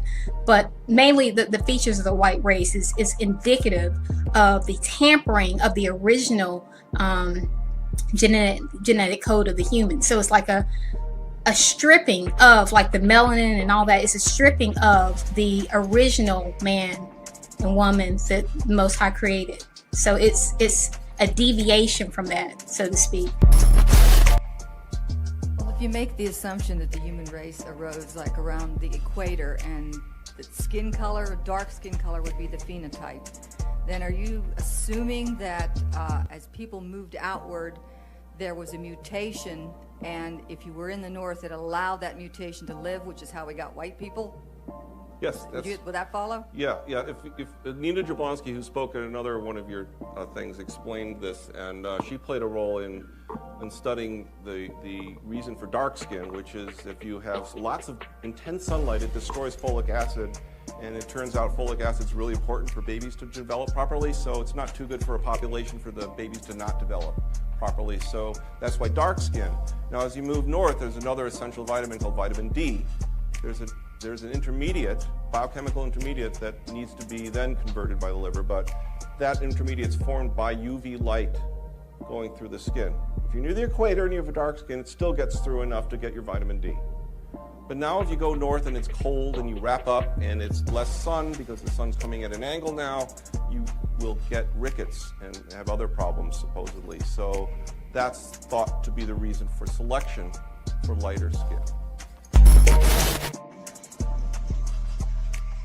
One more important piece of the puzzle was found in 2005, when cancer researcher Keith Chang was studying the black and white stripes of zebrafish. There are a lot of zebrafish in my laboratory because I'm a geneticist and I study how mutations occur, which is how cancer occurs. And I use pigmentation to detect those mutations. By chance, the light skin-colored fish that I used for that research also taught us a lot about how Europeans, how humans became lighter skinned. What Professor Chang discovered was perhaps one of the most important genetic mutations ever found. A single change among literally billions of coded instructions within zebrafish DNA that reduced black pigment from their stripes. Soon after, this identical genetic mutation was found in fair-skinned Europeans. There was a magic moment in this research. When I got back the results that showed that the number and the size and the amount of pigment in the light-skinned zebrafish were all diminished, and the same thing happened in humans. When I opened the textbook and saw that same thing, I began to sweat. Not only did light-skinned people evolve from black-skinned people, but lighter-skinned people, whether they're European or whether they're Asian, like me, were actually mutants of the dark-skinned people. This was remarkable because we had only inferred on the basis of circumstantial evidence that this must have occurred in evolution, but we didn't have any concrete genetic evidence. Now we do. Yes. So even they will admit it themselves that pale skin is a mutation. Their colored eyes, a mutation. Their straight hair, a mutation. Their blonde hair, a mutation. Red hair, a mutation. Everything about them is freaking mutant. And I'm not saying that to be rough. I'm speaking facts with scientific proof. You gonna disagree with that man? He just as pale as y'all. You know what I'm saying? He telling you what it is. We are the original man. And it's like, if you are a mutant, that means you are very far removed from the original creation that the Most High created, which is the black man and the black woman. And if you are far removed from that and you look completely different from us and you got straight hair and pale skin and green eyes, bright eyes, we got melanin and all of that, the eumelanin, that means you are a mutant. That means you are not Adamic. That means you are not connected to the creator. That means you are connected to Cain. That means you are connected to the fallen seed. That is the curse. That is the curse. That is the curse. The leprous white pigment. All right, come on now. I mean, let's just be for real here. Let's be for real. Do y'all really seriously think that the Most High would make Hashemash, the sun, right, in the sky, a natural luminary, and then create a people who can't even stand being in it? Come on now. Judgment on the heathen like boom, boom, boom, boom.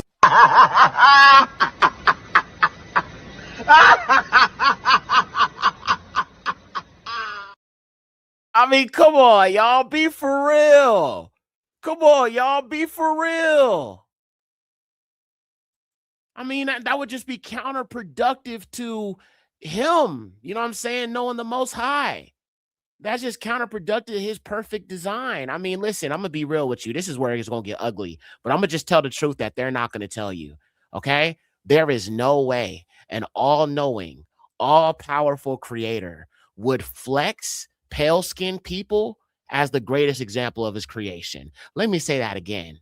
The all-knowing, all-powerful creator who created the eumelanin and the sun in which we absorb that light. There's no way the creator, who's perfect in all his ways and everything that he made, his example would be pale-skinned people. Stop it. Stop it. People who can't even be in the sun. Come on, man.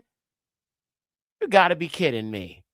You got to be kidding me, man. All right. Now, let me show you this real quick. Now, I came across this information. Now, some people don't know about this, but there was actually a man who literally, a white man who put his semen, they tried to create a man monkey or a primate, or they call it a humanzee, where a white man was trying to take his semen and put it inside of a monkey and create a freaking hybrid. I kid you not. I kid you not. Look at this, y'all. This is crazy. Okay. Scientist claims U.S. lab engineered humanzee, human chimp hybrid.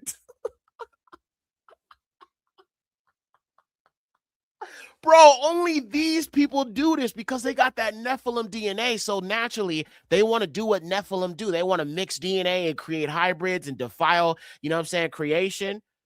But this is just the disgusting nature of the children of Lucifer, y'all. I mean, this is just why, you know what I'm saying? Like, why, bro? Like, seriously, like, why, bro? Why? Okay, let's read this article. So it says, a prominent U.S. scientist has claimed researchers in Florida succeeded in breeding a human-chimp hybrid called a humanzee in controversial, long-rumored 1920s research. Evolutionary psychologist Gordon G. Gallup Jr., who received renown for his pioneering mirror self-recognition experiments with animals in the 1970s, says a former university professor told him the hybrid creature was born at an animal research laboratory where he once worked. One of the most interesting cases involved an attempt which was made back in the 1920s and what was the first primate research center established in the U.S. in Orange Park, Florida. Gallup told The Sun. They inseminated a female chimpanzee with human semen. Ew, bro. Oh, my gosh. Bro, this is exactly why this is where we at right now, right? This is exactly why this is where we at right now. This is exactly why this is where we at right now. Okay? These people gotta go. All right? I'm just going, let's just be for real. This is what it is. All right? This is why I'm saying these people got to go, bro. My, y'all. Oh, my. This is just insane. Like, oh, boy. Okay. We'll stop there. But that was just a piece of information I had come across in, you know what I'm saying, putting this together today. So I just thought that was very interesting. But let's continue back on to the show. All right. So we looked at the different mutations. We looked at the blue eyes. We looked at the pale skin. We looked at the blonde eyes, blue eyes, blonde hair, and all of that. All right, let's continue on. So Now, with that understanding, let's look at some of these other mutations. Now, this is where it's going to get interesting. One of them that I'm going to discuss is something called gigantism. All right. Now, to be clear, there is gigantism, and there's also what is known as acromegaly. Okay. Both which are genetic mutations. All right. But let me preface this. Just because somebody is extremely tall does not mean they are a descendant of the Nephilim, all right? And I'm going to show you some examples today of this because it's important to understand there's mutations and then there's people who are genetically gifted. Let me say it again. There's mutations and then there are people who are genetically gifted to be very tall, all right? And we'll get to that in a second, all right? I just want to be clear because, you know, some people are like, oh, this person's tall. He's a Nephilim. No, that's not necessarily true. All right. You know, and my family is definitely tall people. All right. So let's continue on here. So we're going to look at these two different definitions of these two things. And we're going to look at these two examples of what this is. All right. But this is connected to the fallen angels. This is connected to the Nephilim gene. When people ask me, how could women birth these giants? This is how, and you're going to understand how. So I will try my best to explain the differences, but just because someone is tall does not make them a Nephilim. Sometimes it is just being what I call genetically gifted, all right? Now, first, let's look at gigantism and acromegaly, all right? Now, both are associated with a mutation in the growth hormone, causing one's hormonal growth levels to increase. Now, real quickly, family, we're going to take a look at some definitions here. All right. So let me pull up this first definition. So first, we're going to look at gigantism. All right. That's going to be the first definition we're going to look at so we can understand kind of how all this ties together. Okay. All right. So gigantism, according to Webster's dictionary, is described as development to abnormally large size. The third definition says excessive vegetative growth often accompanied by the inhibiting of reproduction. So gigantism is essentially something growing beyond proportion that it should. Okay. So you have that definition, and that is going to be what gigantism is. And like I said, I'm going to show you guys some examples of it so you can kind of see what it looks like.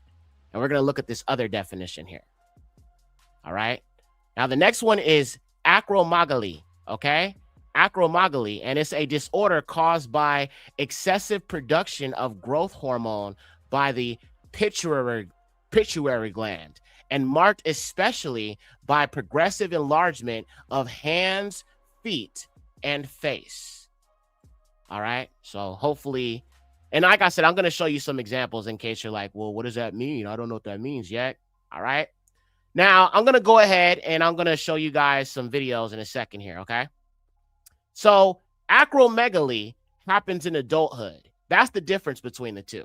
All right. Or one of the differences. So acromegaly, it develops when you're an adult. Gigantism starts when you are in childhood. All right. They can't go the other way around. Okay. Acromegaly is adulthood. Gigantism is when you're a child. All right. So acromegaly happens in adulthood after those growth plates are sealed shut. Bones can't get longer anymore, so they get thicker instead. Hands broaden, feet spread, the jaw juts forward, facial features coarsen, organs enlarge, and this is what leads to the Neanderthal appearance you see in Caucasians today. All right, so when you think of somebody like Marjorie Taylor Greene, here are some people with this. I'm trying not to laugh, bro, but I mean, ooga booga, like that's what I think, bro. But so some of these wrestlers, like this is Andre the Giant down there at the bottom, and there's this other guy here with the hairy face or the hairy chest, and this is actually who Shrek was based upon. Okay, that flat Neanderthal face, yeah, that is connected to this. Okay, as a matter of fact, we're gonna look at a few images here I have of some of these people with this symptom. so you can kind of understand. But that is that Neanderthal face. And that's what I'm saying. The Neanderthal definitely came from the Nephilim for sure.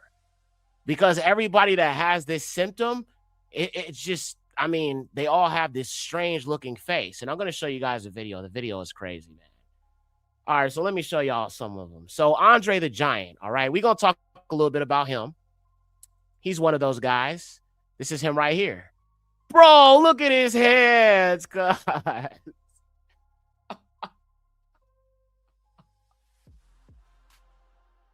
And I talked about him a little bit in the Giants of the Caucasus Mountains, which is also in this Nephilim series. You got to go back and watch it. But a lot of these people were wrestlers. And, you know, some of them were like, you know, the freak shows and all of that. You know what I'm saying? And I'm going to show you guys some videos in a second. I'm just showing you some pictures right now. All right. Here's another one. All right. Let me show you the guy who's braced on Shrek. Now look at the side of his face. All right. We're going to have a little fun tonight. Bro, come on. Bro, look at his chin. This is wild, y'all. Man. Bro, this is so wild. Like, but these are the Nephilim genes, you know what I'm saying? And this is what it is, okay? Well, every time you look at them from the side, bro, you could really see those Neanderthal features really stick out. Bro!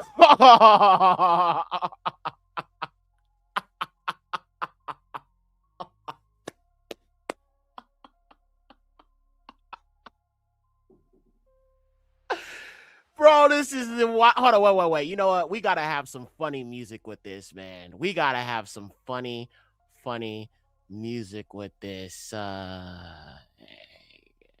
on, y'all. We gotta get some music with it. Y'all,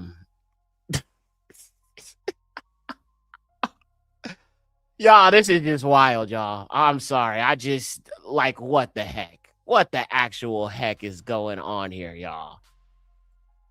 Okay, we're gonna do some dance music because I just think this is so funny. It just needs a dance beat, y'all. So we're gonna put a dance beat on. All right, let's switch this out. There we go. Hey. Okay, so we got this one right here. Let me turn up the music. There we go. Hey.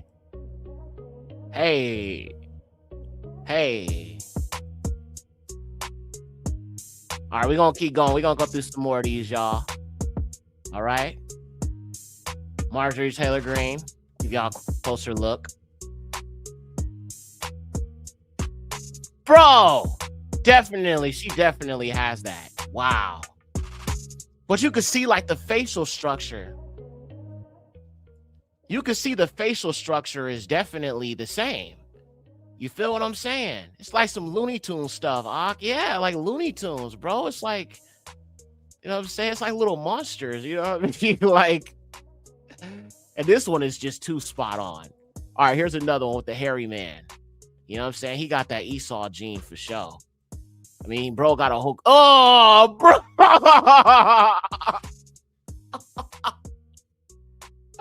Bro, look at this man. He got a whole Persian carpet on his chest, on his back. Bro, that's nasty. Oh my God.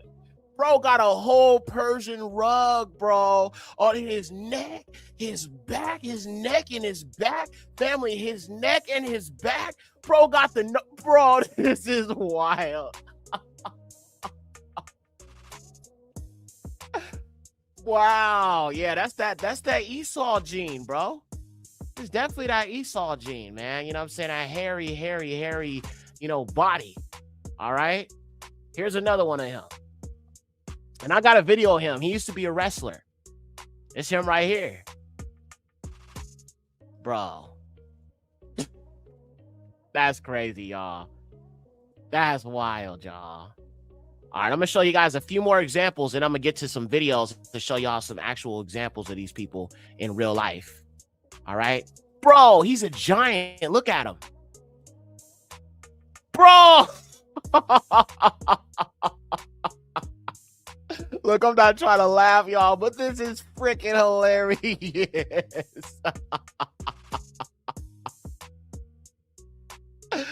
Wow. Oh, my. Family.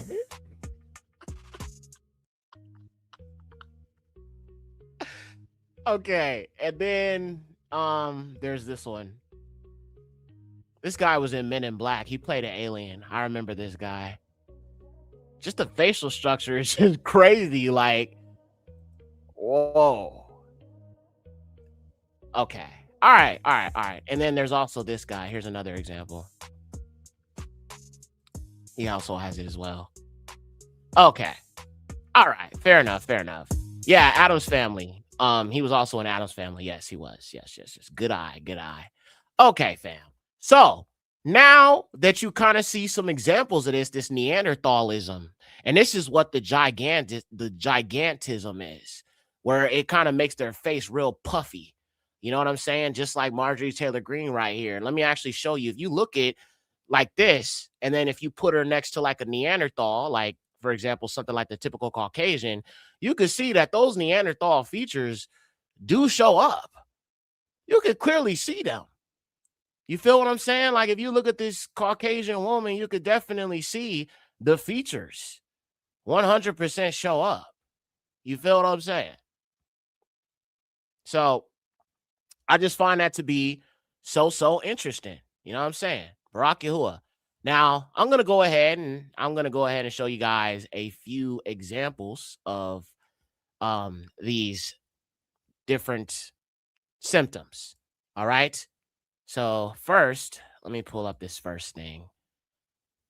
Let me show you first. So the guy that I showed you with the hairy chest, his name is Maurice Tillett.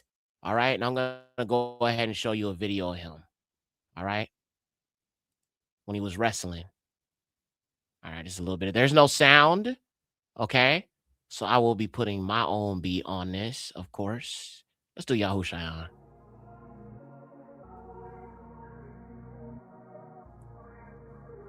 That's him right there.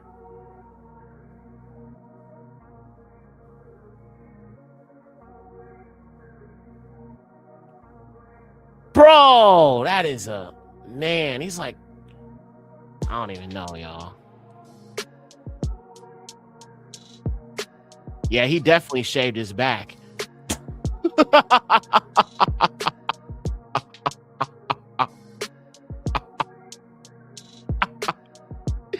He had to make sure he shaved his back, bro.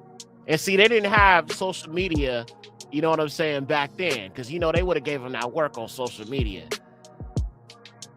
He had to shave his back for that fight, y'all.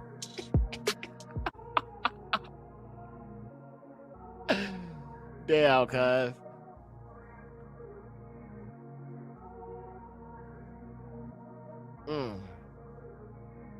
Okay. All right, so it looked like he took that. No, did he? All right.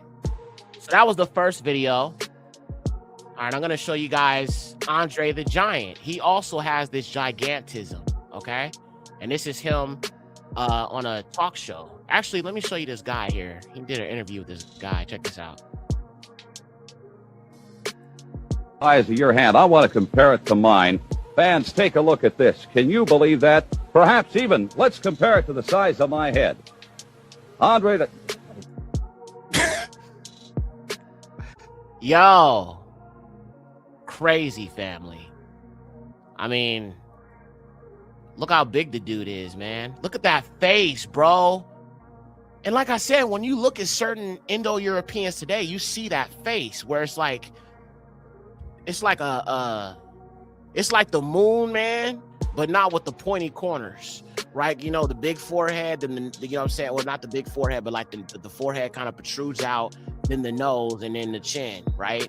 Well, I mean, when you look at it from the side, you could definitely see those Neanderthal features for real. Compare it to mine. Fans, take a look at this. Can you believe that? Perhaps even, let's compare it to the size of my head. Andre the...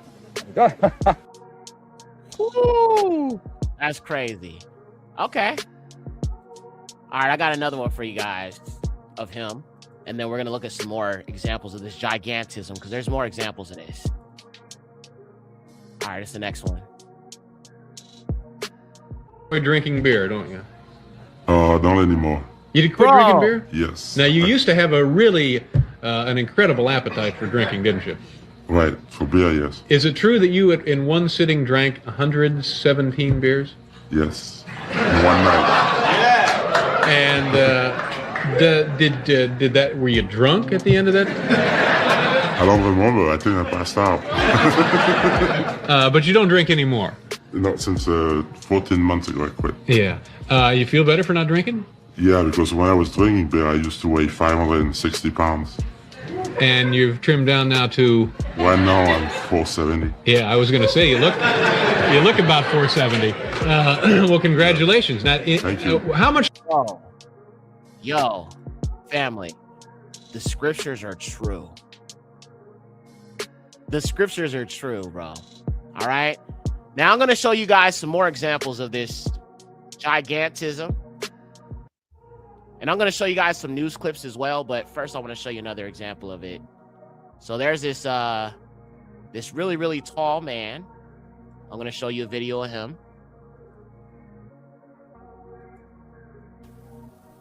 And I don't know his name, but he also has the gigantism. And he actually was like, I think he was about 8'11". Now, there can be black people with gigantism, okay? I'm not saying this is just strictly a Caucasian thing. Like I said, we're going to talk a little bit about that. But this is very typical with Caucasians, though. That's one thing I've noticed when it comes to this. I'll just make this.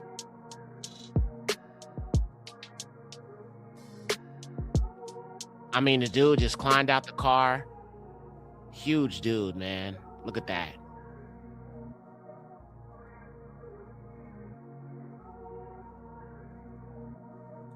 Okay, so you saw that one. Let me get another video here. All right, this is his feet. Big old shoes, man. I think he was a size 35 or something. Certainly a big jog when it takes size 39 shoes to fit them. A size 39 shoe, family. Let me turn the music down. A size 39 shoe. Let me play that again. Making ends feet is certainly a big jog when it takes size 39 shoes to fit them.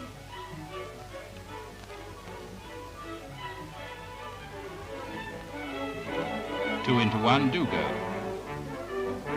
Here's the Yo, family, this is wild. owner, Robert Wadlow of Chicago, who at the ripe old age of 17 stands 8 feet 4 inches in his socks, and incidentally seems to be quite beyond the reach of young women.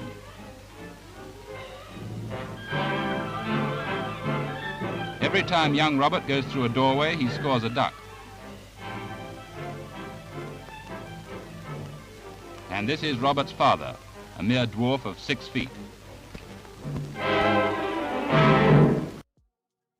Crazy work, y'all. Insanity. So he has gigantism, all right? And here's another example of a person with this condition. I think this is like India. Check this out. Somebody else. But you can see, now when you look at gigantism, this makes people very, like, the people can actually die from this, right? You see he's walking with a cane, all right? Now, this is the mutation, all right? This is a genetic mutation. This is something medical that can cause lots of medical problems in a person, okay? So this is a little different than what people think of as someone being really, really tall. Because a person could be really, really tall, but be really, really athletic, okay? And like I said, I'm about to kind of help you understand the difference here, all right? But there's just another example of somebody with gigantism, all right? Okay, so now I'm going to pull up this next thing here. So you can kind of understand some differences now. We're going to look a little bit more at this this gentleman who's really, really tall. I'm going to just show you him next to Shaq. All right, I showed this before, but... Oops, wrong one. Okay, so this is him Now, this is not actually him, but this is like a lifelike renderer of him. I believe at Ripley's Believe It or Not. And that's Shaq. And Shaq's like 7-something. Still very tall, but I mean, look how tall. He makes Shaq look like a little like he's nothing. I mean, when Shaq's standing up next to him, bro, Shaq ain't got nothing on this tall white man. Like, look at that. Look how little he makes Shaq look.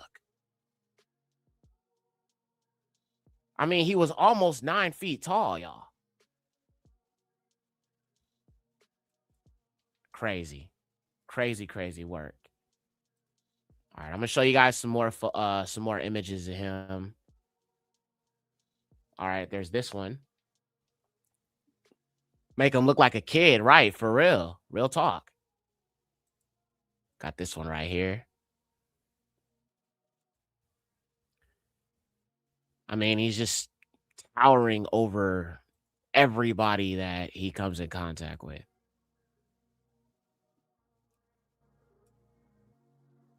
Crazy. Let's keep going. Turn the music up a little more. Rocky Hula. Okay. So you got that one there. And see, the thing about this gigantism is it's a recessive gene and it can be passed down hereditarily, but it can also not show up in other family members. As you can see, he's the tallest, and this is actually his family here. Now, I don't know if some of those are his children. I don't know if he had children, but yeah.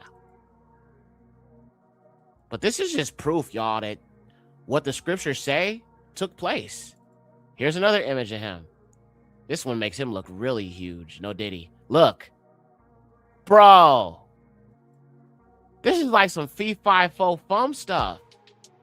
Did any of them get married? I don't know, sis. I could probably look it up, but I want to stay on track. I'm sure they have. I just haven't looked into it.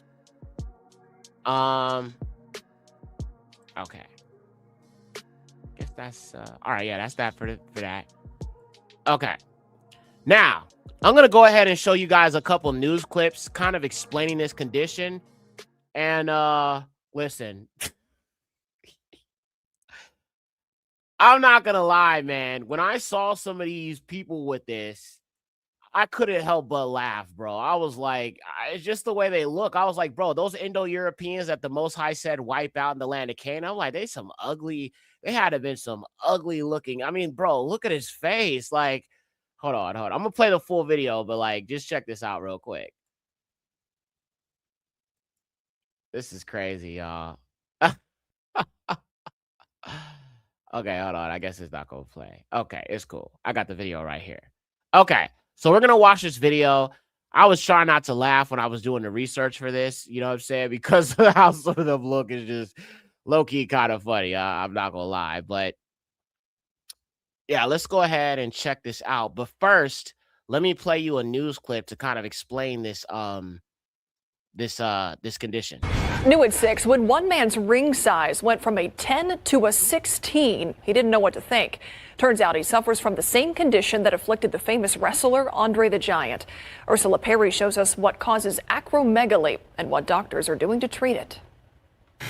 Creating custom furniture is a problem-solving process, but when Anthony Booker's health began to decline, it was a problem he could not solve on his own. My hands and feet started growing over time. I would look at my face and wonder why my jaw was pushing out and my cheekbones were growing. Years went by before Anthony was diagnosed with acromegaly. Patients with this disorder typically present with changes in their hands and their feet, as well as in their facial features. Dr. Atil Kargi at the University of Miami says the condition is caused by an excess of growth hormone. It's almost always due to a pituitary tumor that's secreting high levels of growth hormone, affecting all parts of the body. Symptoms may include headaches, sweating, fatigue, and hypertension. Patients with acromegaly, if left untreated, have a life expectancy that's about 10 years shorter than average. The good news is if it's caught early, doctors can remove the tumor. A neurosurgeon will actually go through the nose and right underneath the brain remove the pituitary tumor. From 50 to 90% of patients are cured of symptoms. Anthony's tumor could only be partially removed, so he also underwent radiation. Radiation actually takes 3 to 5 years to take effect. It is a long, slow process, not a sprint, as his pet tortoise, Chompers, reminds him of every day. Those who have this condition face an uphill battle. In Anthony's case, he takes a daily shot to reduce the amount of growth hormone he has in his body. It's about $20,000 a month. He gets a little help from insurance and from Pfizer. So if you have this condition, it's often a good idea to find a clinical trial. You may find one at the website on the screen. Ursula Perry, KSAT 12 News. So, you know, there's some proof, obviously, of some genetic tampering, y'all. Let me play this next video for you guys. Pro wrestling legend Andre the Giant was 7 feet tall and weighed 500 pounds. He had acromegaly, which caused him to grow so big. It's a very rare condition, which has also affected a Columbiana County woman. First News reporter Keely Lovern shares her journey of pain, confusion, and now triumph. That story is new at 6. Like, I look at myself, I look more manly than I do a woman. And it is embarrassment. Jennifer Lewis was diagnosed with acromegaly in 2011, and in the last almost decade, she's made it her mission to no longer see it as something that's holding her back. Learning the strength and within myself to fight this and to make sure that it doesn't grab a hold of me and take me down. Acromegaly is a hormonal disorder that develops when your pituitary gland produces too much growth hormone. When this happens, your bones increase in size, including the ones in your hands, feet, and even in your face. There isn't a joint on me that doesn't hurt, from my neck clear down to my toes. Bones fuse during adolescence, but for adults with acromegaly, the growth hormone is still there. Everything on us is continuing to grow. For instance, my hands have grown a full digit. Jill Sisko is the president of the acromegaly community. They support people with the disorder all over the world, and she knows firsthand the physical and mental pain that acromegaly can cause. She said, "Have you noticed a change in your appearance?" And I literally just started to cry. And I said, you know, it just seems like I'm getting uglier and uglier every day. The disorder can be deadly if left untreated. Jennifer was misdiagnosed for 10 years. And only 20,000 people live with it in the United States. Our numbers may not be mighty, but we do still matter. We need to get our voice out there. Jill helped declare November 1st Acromegaly Awareness Day, and for Jennifer, she's using it as her motivation to keep fighting every day. It takes a long time for somebody to be able to stand up and say, I have acromegaly, but acromegaly doesn't have me.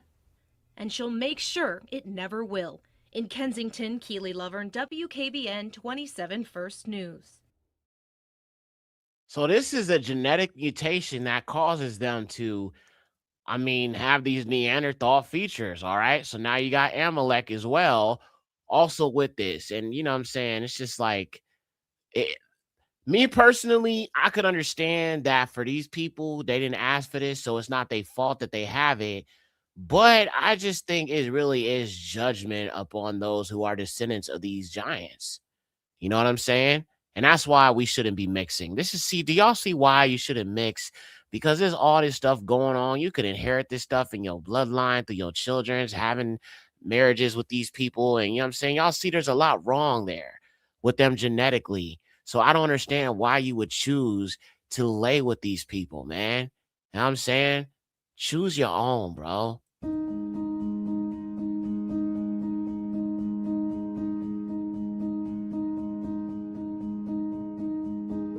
One of the things I like to say is you don't choose the games on your schedule, right? I can't choose my opponent. I can't choose what's happening. But what I can do is I can choose to either give up or not give up. And I don't want to give up. My name is Jonathan. I live in Long Island, dad to 4 amazing kids that I'm really, really proud of. And Bro, I advocate look at his as much as nose. I can to try to Oh my support, gosh. people with acromegaly.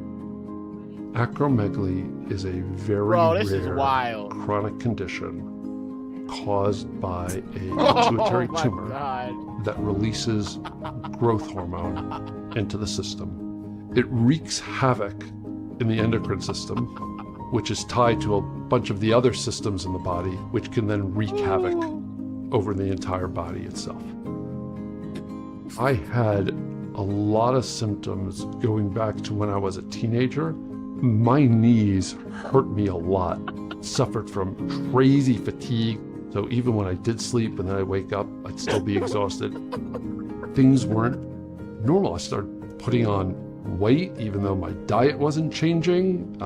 I was exercising just as much. We couldn't figure it out. I would get sleep studies. I would see various other special.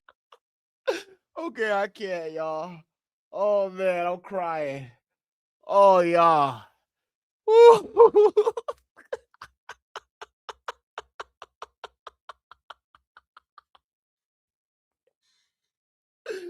Oh my gosh. Woo. Oh Father. Oh, Barak Hashem Yahuwah. Oh man, I'm sorry, y'all. That was too much for me. Usually I could just kind of be off to the side, but god dang. Oh man. All right, y'all. So I showed you guys a few examples of this. Now I have one more video I'm going to show you about this gigantism. And yeah.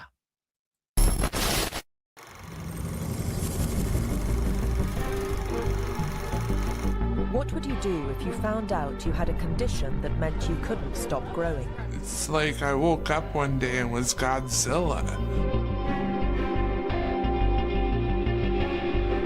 How would you react if one morning you didn't recognize yourself in the mirror? Nobody's protected. They literally just wake up and they have the condition. I have not felt normal in so long. How would you cope with a condition that could change your life beyond recognition? The world is just a very uncomfortable place for someone my size.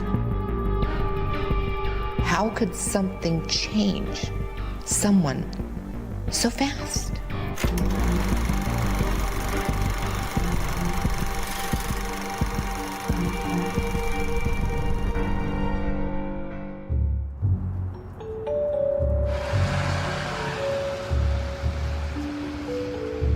Igor Vovkovinsky lives in Rochester, Minnesota.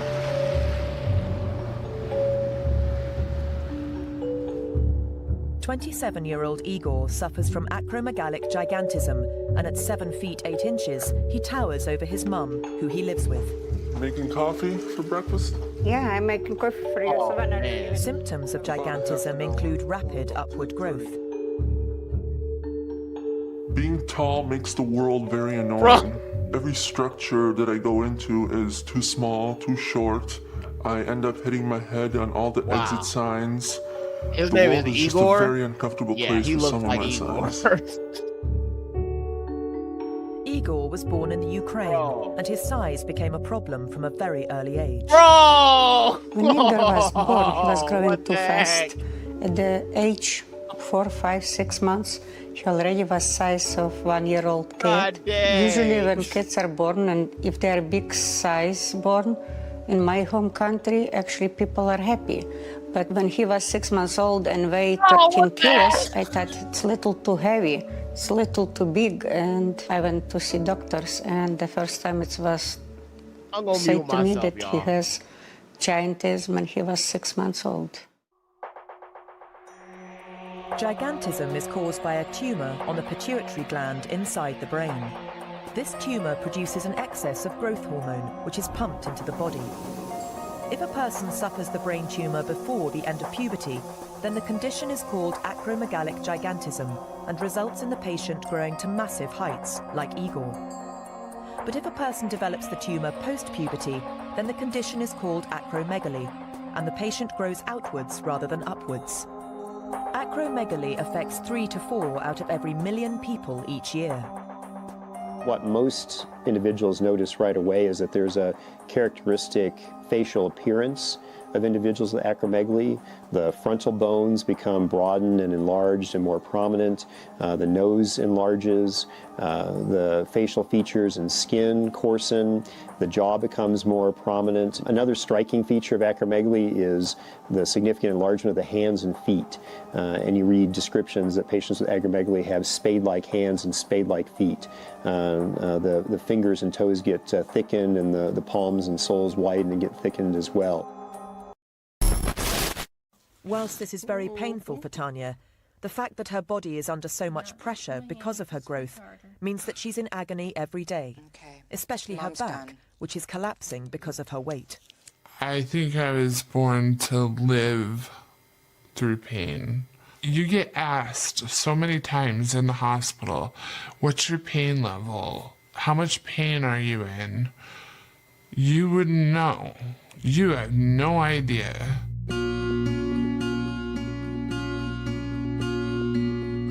Tanya hopes that this drug regime will reduce her growth hormone and stop her growing. But even if that happens, her body will stay the same size. Unfortunately, most of Tanya's pathology is permanent. Many of the joint problems that Tanya experiences are permanent. Her vertical stature, what we call her acral growth or her growth in width, and her arthritis and osteoporosis and pathologies that limit her mobility are unlikely to.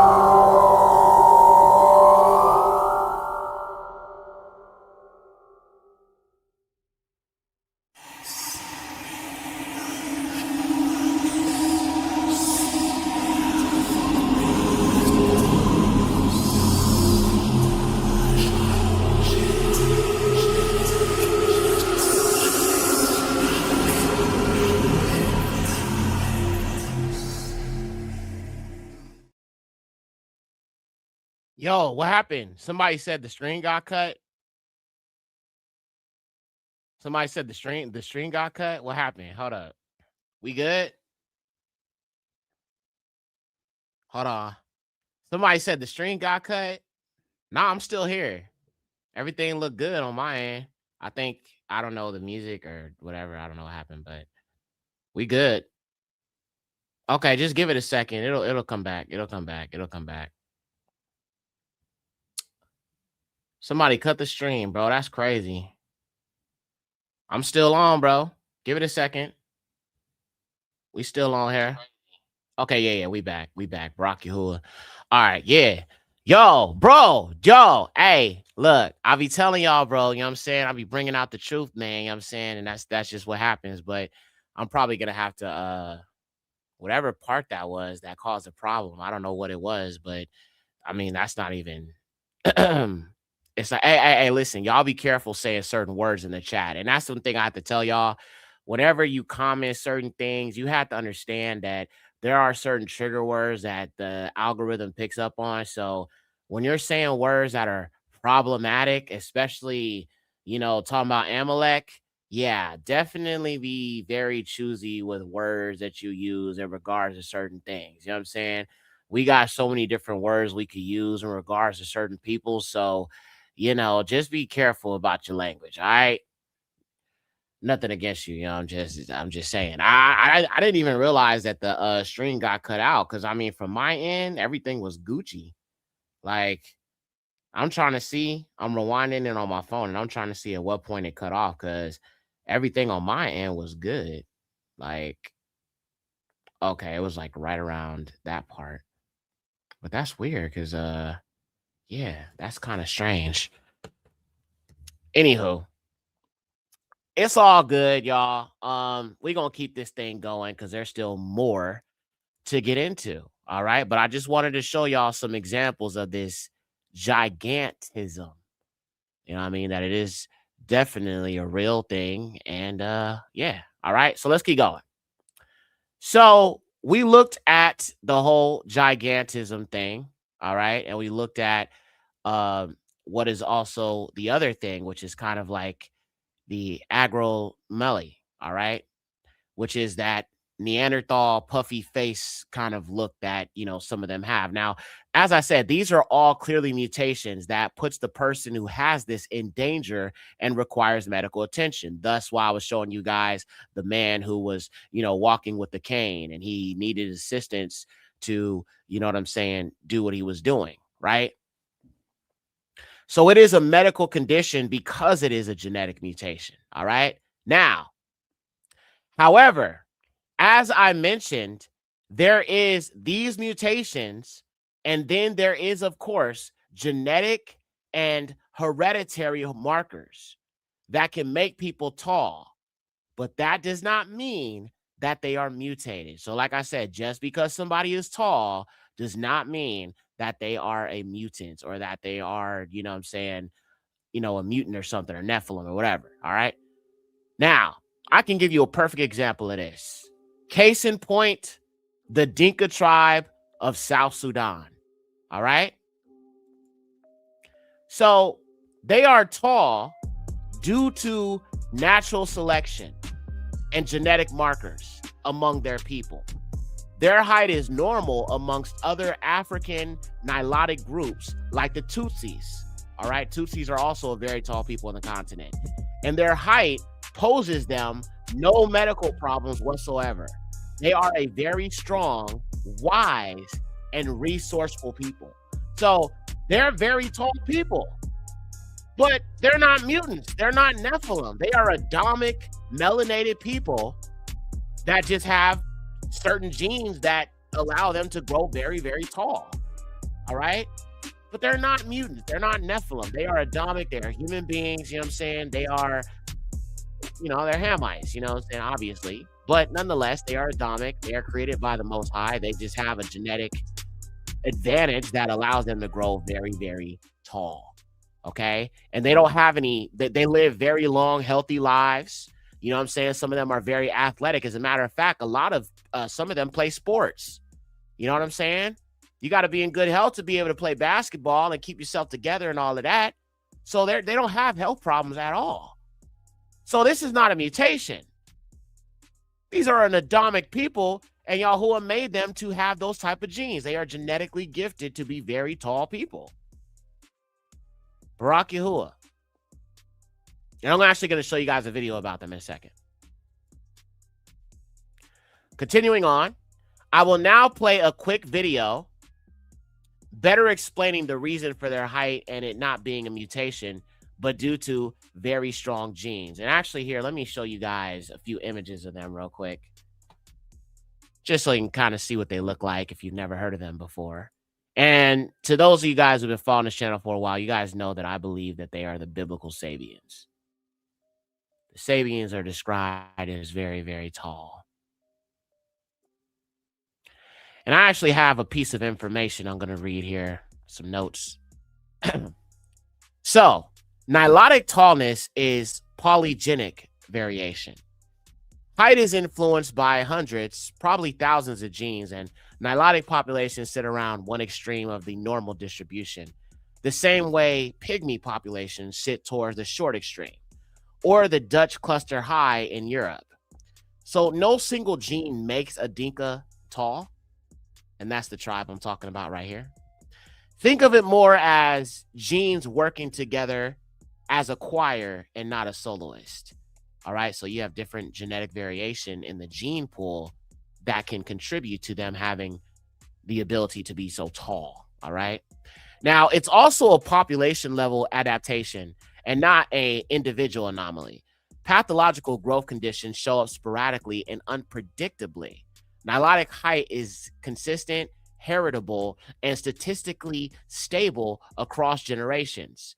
That is a signature of evolutionary tuning and not biological malfunction. Now, as I said, they were created this way. All right. As a matter of fact, some of them descend from the ancient Egyptians. Now, notice how they're all tall people, most of them. Some of them have some genetic variation that could make them not as tall, not as skinny. I know some people that I've talked to who are, descendants of the Dinka tribe who are not tall and skinny, but dark skin nonetheless, healthy melanin production. Now, the thing that you have to understand, though, is that when you look at the Dinka tribe, they all are very tall. But when we looked at the people with the gigantism, they had a regular sized family, but they were the one who was very tall. Just like how we looked at the guy with the huge feet. No diddy. So this is not a mutation. That's why every one of them is tall, but have healthy melanin, no pale skin, no depigmentation. These are an Adamic people made by Yahuwah with just blessed genes. All right. So with that being said, I am going to go ahead and I'm going to show you guys a short video discussing these people so you can kind of understand, this whole genetic natural selection thing. All right. Fair use, YouTube. Fair use, fair use, fair use, fair use, fair use, fair use, fair use. Please do not ding this video. Here we go. Continent of Africa, South Sudan harbors Dinka are no exception. Studies suggest that their remarkable height can be attributed, at least in part, to a complex interplay of genetic factors. Over generations, certain genes associated with growth and development have become prevalent within the Dinka population, leading to a higher average height compared to many other ethnic groups. Furthermore, the process of natural selection has likely contributed to the Dinka's stature. In the challenging environment of South Sudan, where access to resources can be limited, taller individuals may have had an advantage in resource competition and survival. This advantage could have translated into improved reproductive success for taller individuals, thus passing on their taller genes to subsequent generations.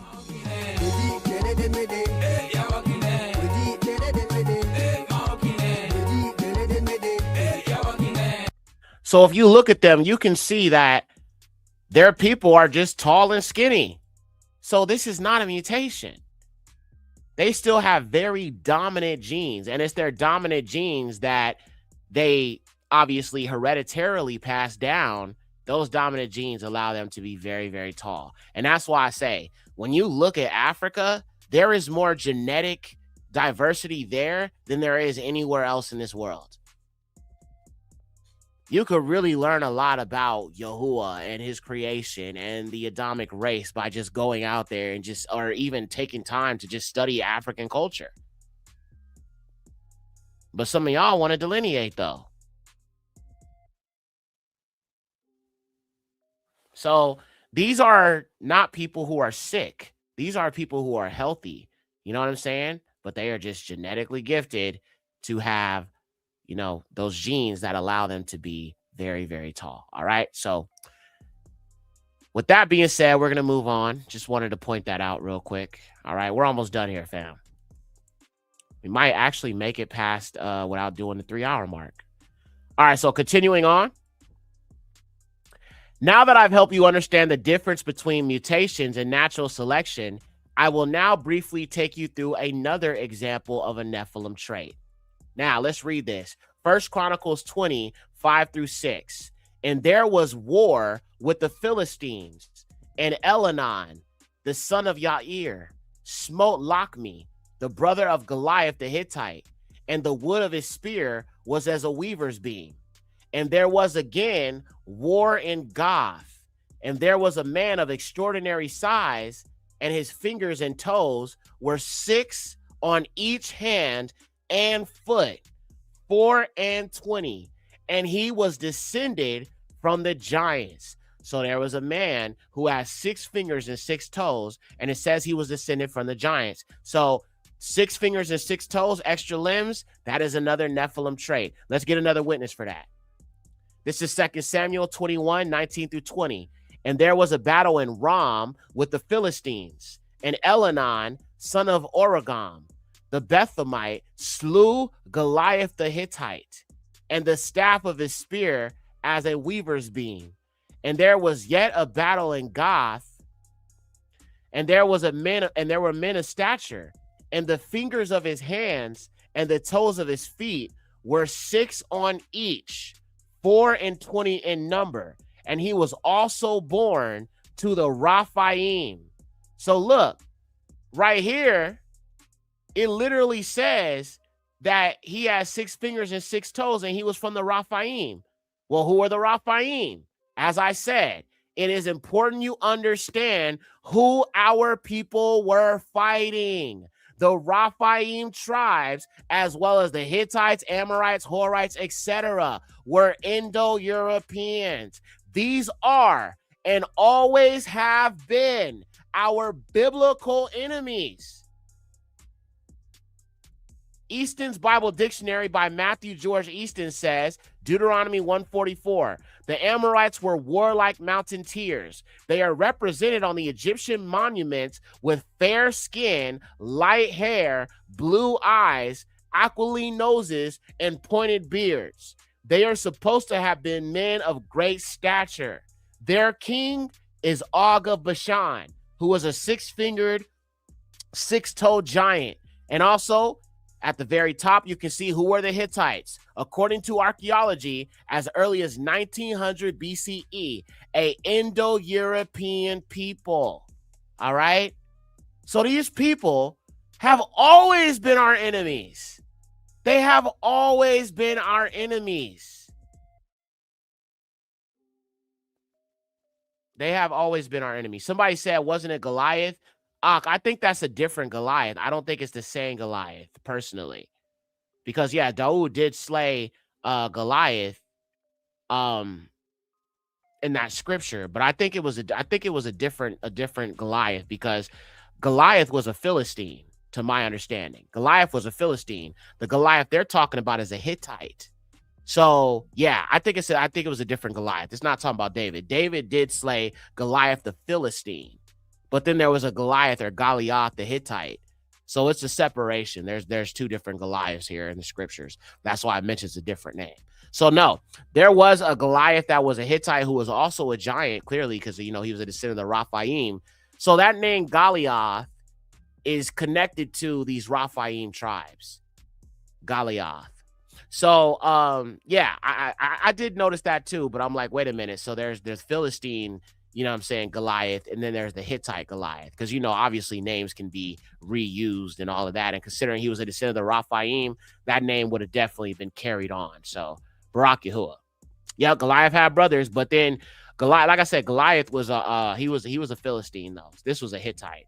So they were Indo-Europeans, but they were a different form of the Raphaim. So, yeah. All right. So let's keep going. So we looked at that. All right. And you can see Raphaim, Indo-Europeans. Now, both scriptures mention 6 toes and 6 fingers. This is also another one of the Nephilim traits. All right. Let's quickly look at some examples of that. I'm going to quickly show you guys some examples of this family, a whole family that has 6 fingers on each hand. But first, I'm going to show you this one.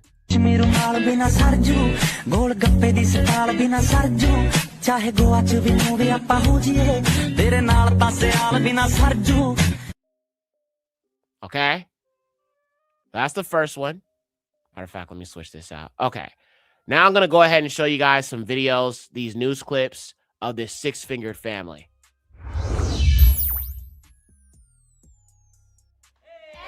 This family can count up to 6 in one hand. All 14 family members were born with 6 fingers on each hand and 6 toes on each foot. And they believe they can help their team win a 6th World Cup championship. Com certeza, porque... Yes, of course, because we are giving so much energy for Brazil to win the cup. And I believe this energy will flow onto the pitch and they will play really well and win their 6th World Cup. The De Silva family members consider themselves lucky to have been born with a rare genetic condition called polydactyly. And they're not worried about discrimination. As far as they're concerned, everyone else is strange. My father always looked upon this as something natural. And for us, people with 5 fingers are the ones that are abnormal. For example, my grandson who has 5 fingers feels excluded from the family. The females in the family have had all their 6th toe removed, only so they can fit into feminine shoes. But the men have preferred to keep theirs. No more. ENCA.com. Yikes. Most people in Brazil have their fingers crossed for their country to win the World Cup for a 6th time, but one family have a few more fingers crossed than others. 14 members of the De Silva family who live near Brasilia were born with 6 fingers on each hand and 6 toes on each foot. The extra digits are caused by a rare genetic condition called polydactyly, and the 6th fingers can function exactly the same as the others. The De Silvas are proud of their extra digits, and they say that they believe that they can help the Brazilian national team win a 6th World Cup title. Hidden deep in the incredible continent of Africa. Okay, all right, that was all I wanted to show you. So yes, you have genetic mutations, and then there's also this video. I do not mean to pry, but you don't by any chance happen to have 6 fingers on your right hand? Do you always begin conversations this way? My father was slaughtered by a 6-fingered man.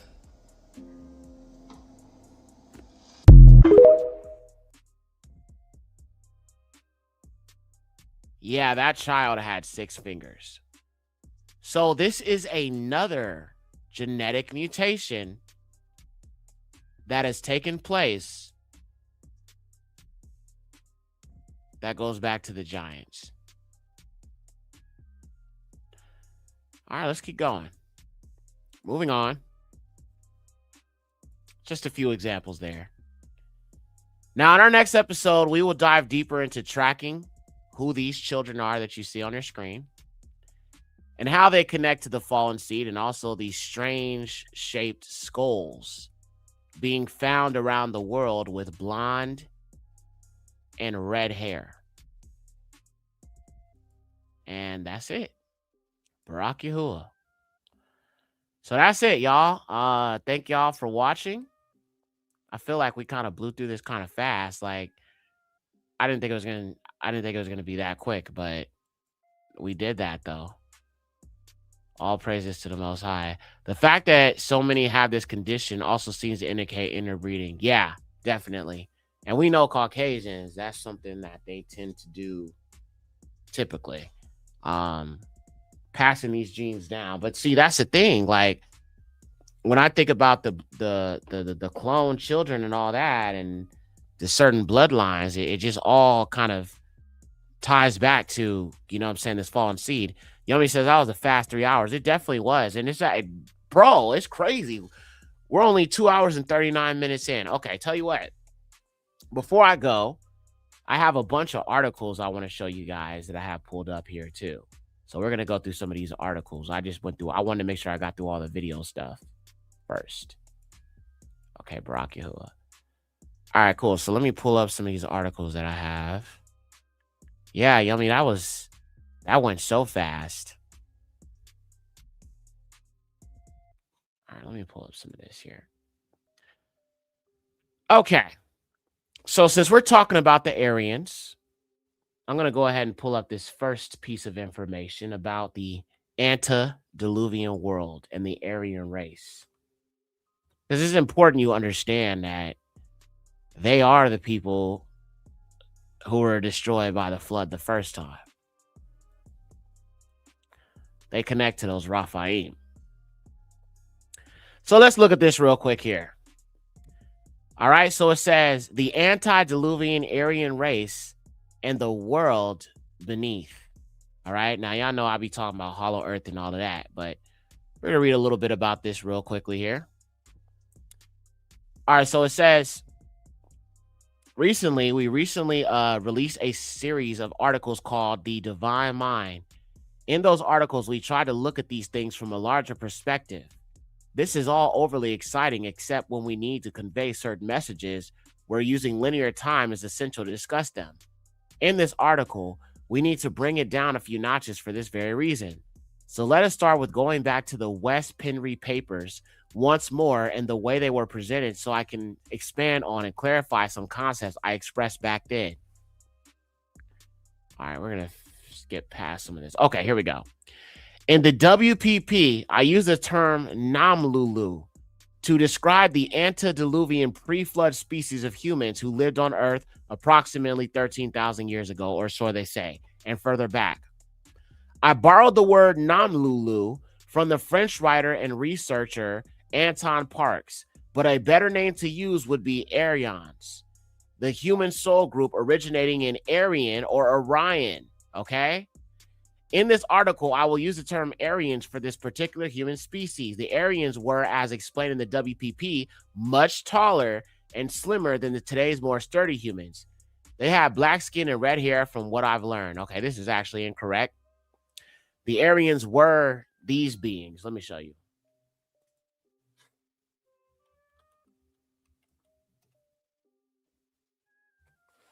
This is actually who the Aryans are connected to, which are the Pleiadians.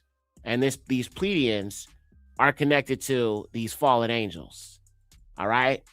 And this is the whole New Age Christianity thing. You know what I'm saying? It's like you see these beings with like the blonde hair, the blue eyes. You know what I'm saying? They believe that they're connected to, you know, this divinity or whatever. But these Pleiadians are a type of alien. They're also called tall whites or the tall whites. Let me just show you that real quick. If I just type tall whites.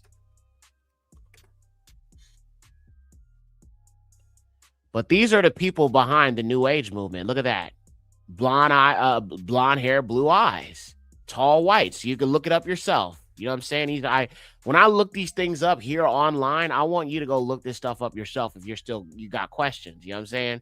But look up tall whites and, you know what I'm saying, do your research. There's a whole bunch of videos about it. I talked about it in Fallen Angels in the Pale Rebellion. And I said that these people are going to usher in the New Age, which is going to be these pale beings, which descend from the Nephilim. You feel what I'm saying? So it's like all of this information that I've just been coming into understanding is just like, you know what I'm saying? It just all ties together. As always, well-taught lesson. Blessing to you, bro, Yekcyr. Hey, I appreciate you, Ak. Much love to you. Shabbat shalom to you. Yeah. Yep. All right, let's get back to this article. I just wanted to show y'all that actually the Aryans would be connected to the Hyperboreans, which is connected to the fallen angels. All right, let's keep it going here. All right, so there are still pieces missing in my research regarding the Aryans, okay? But at least we can hopefully connect a few dots. If I originally learned is correct, we humans started out as a species living inside Nibiru, which is the original Garden of Eden. Obviously, this is like the Gnostic version of the scripture, this is the Gnostic version of what they interpret as this, right? A paradise where the lion slept with the lamb, symbolically speaking. There were no wars or division. The early Aryans were androgynous and children of nature. Okay.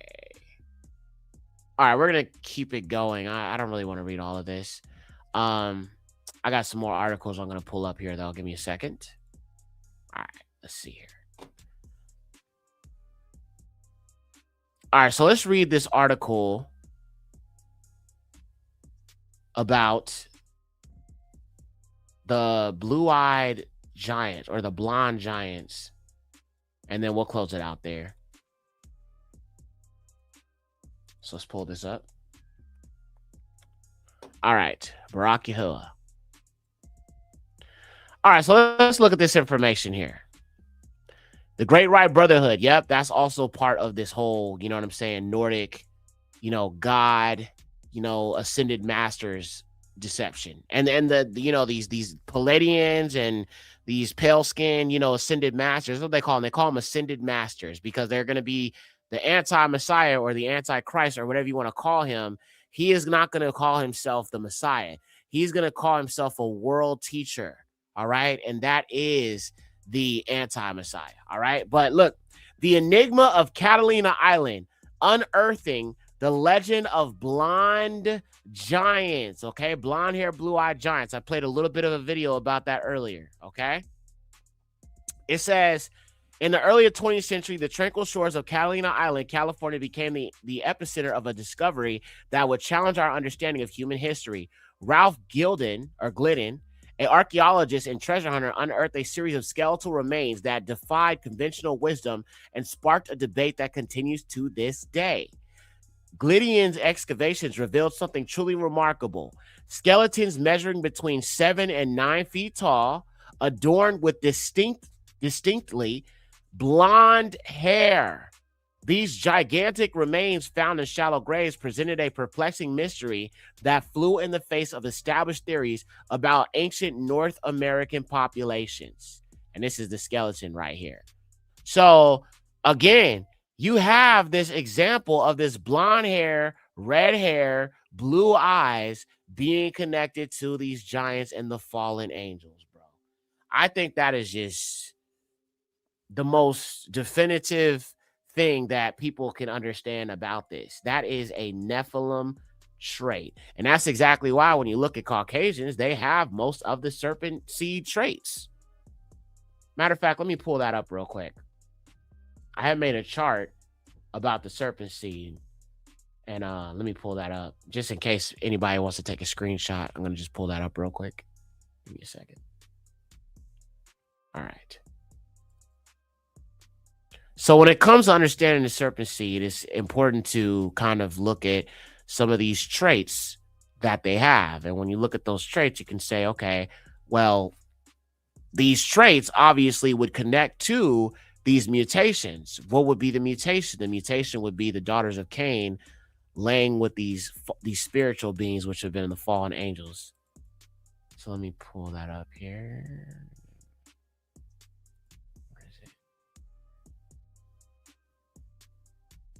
Okay. Barak Yahuwah. All right, so let's look at this this piece of information that I have here so I can kind of just illustrate it for you if you're trying to kind of understand this a little bit here. Should be...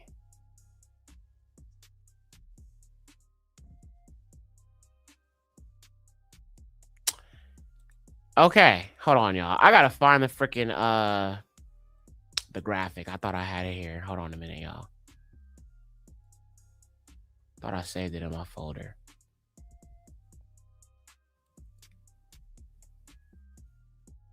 I think it's actually in the Lucifer folder. Nope. All right, y'all just give me a second. I'm trying to pull it up here. I thought I saved it, but... Oh, actually, you know what? Here, let me show you this real quick while I'm pulling that up. Take a screenshot of this because this is crazy. Now, I talked about this in like 2 episodes ago, but I found another piece of information in regards to the word white and it having to do with demons. So let me pull that up real quick. As I pull up the other thing, I'm going to just pull this up on the screen so you can take a look at this. But as I said, the word white spelled W-I-G-H-T, Old English, W-I-H-T, before it was spelled W-H-I-T-E, living being, male or female, person, something, anything from Proto-Germanic, all right? But it says unnatural or uncanny creature. And then if you look further, it says creature or demon. Huh. Unnatural, uncanny creature, demon, or creature itself. Isn't that so interesting how... And you can see why they would have changed the spelling of it. But when you look up this word, this is what you get, which I just find to be So interesting, family. It's all so interesting, isn't it? That's why they be hiding a lot of stuff. They don't want people to be able to kind of like put two and two together. That's why a lot of times when you look at old books, old literature, you find a lot of truth in it, because it's things that was out and was known, and then they ended up hiding it because they didn't want people to put two and two together. All right, now let's look at this Nephilim trait thing. So this is the chart right here. All right. If you need to take a screenshot, feel free. And all these things, all these features that you find are typical in Caucasians. You know why? They're the fallen seed. It's just that simple. So yeah, that's it. I'm going to leave it there. I'm going to park it there for this evening. Shabbat shalom to everybody. If you guys have any questions, I'll be happy to take some. I won't be on here long, though. Maybe for a few more minutes. When I screenshot now, it says YouTube detects screenshots. Yeah, it says it's just AI. I mean, AI is integrated in everything now, so it seems like everything runs differently now. I don't know. I don't know about you guys, but I'm kind of burnt out on social media. It's just not fun anymore.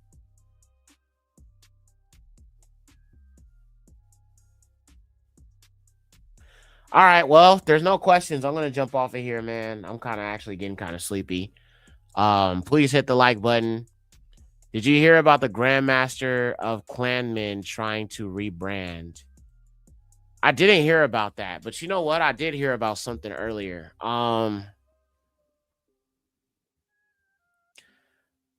At the New Year's. Actually, let me show y'all this. So I meant to show you guys this the other day when I talked about Ebo Noah and all of that. I saw this online and I made sure to save the video because I was like, I got to show y'all this, bro. Trump did this or has somebody paint this at his New Year's Eve party. Take a look at this.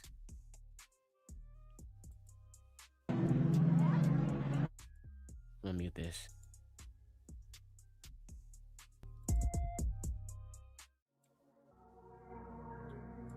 So they got JC right here with the blue eyes. Look at that. Image of the beast, anybody?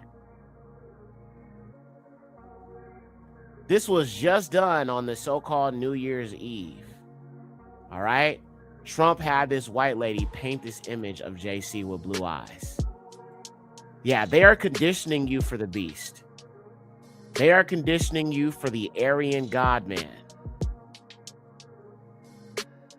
Meanwhile, you have Ebo Noah, a man in sackcloth, and a mockery was being made of him. But meanwhile, they over here advertising this. Yeah. They are getting you ready. Matter of fact, let me show y'all something else. Trump is definitely getting you ready for the one world religion. This is what I'm saying. You're going to have to become a rebel. You going to bow down to the white Jesus or not? I'm not bowing down to him. I know that. I'll burn that image. Hey, trust me. If I see white Jesus, bro, it's on sight, cuz. It's on sight. All right, so look, let me show y'all this. So Trump actually created a board that will deal with Christianity and protection of Christian. So you will not be able to speak against Christianity, basically. And you will be persecuted if you speak against Christianity. What's what I'm saying? If Christianity is the truth, then why is it so protected? I mean, why would the beast system protect Christianity unless Christianity is part of the beast system? And look how they promoting Christianity. They got all these rappers promoting Christianity. Bro, it's part of the lie. It's part of the psyop. Wake up. Christianity is not the truth. But y'all don't want to see it, though. Y'all think y'all could trust JC and a white JC and think it don't matter that the Bible ain't got nothing to do with no damn Christianity. Yahushua didn't tell you to become no Christian. But so many people are drunk off the wine of Babylon, thinking that Christianity is the truth. So check this out. I'm going to show you this video real quick that the Trump administration is building kind of like this protection of Christianity. Take a look. The initiatives the White House has launched include America Prays, calling for Americans to dedicate at least an hour a week for prayer. Also establishing the White House Faith Office and Religious Liberty Commission, and creating a task force to eliminate bias against Christians. So let's bring in Fox News contributor Raymond. Eliminate bias against Christians? If you believe Christianity is the truth, bro, I don't know how you can believe that.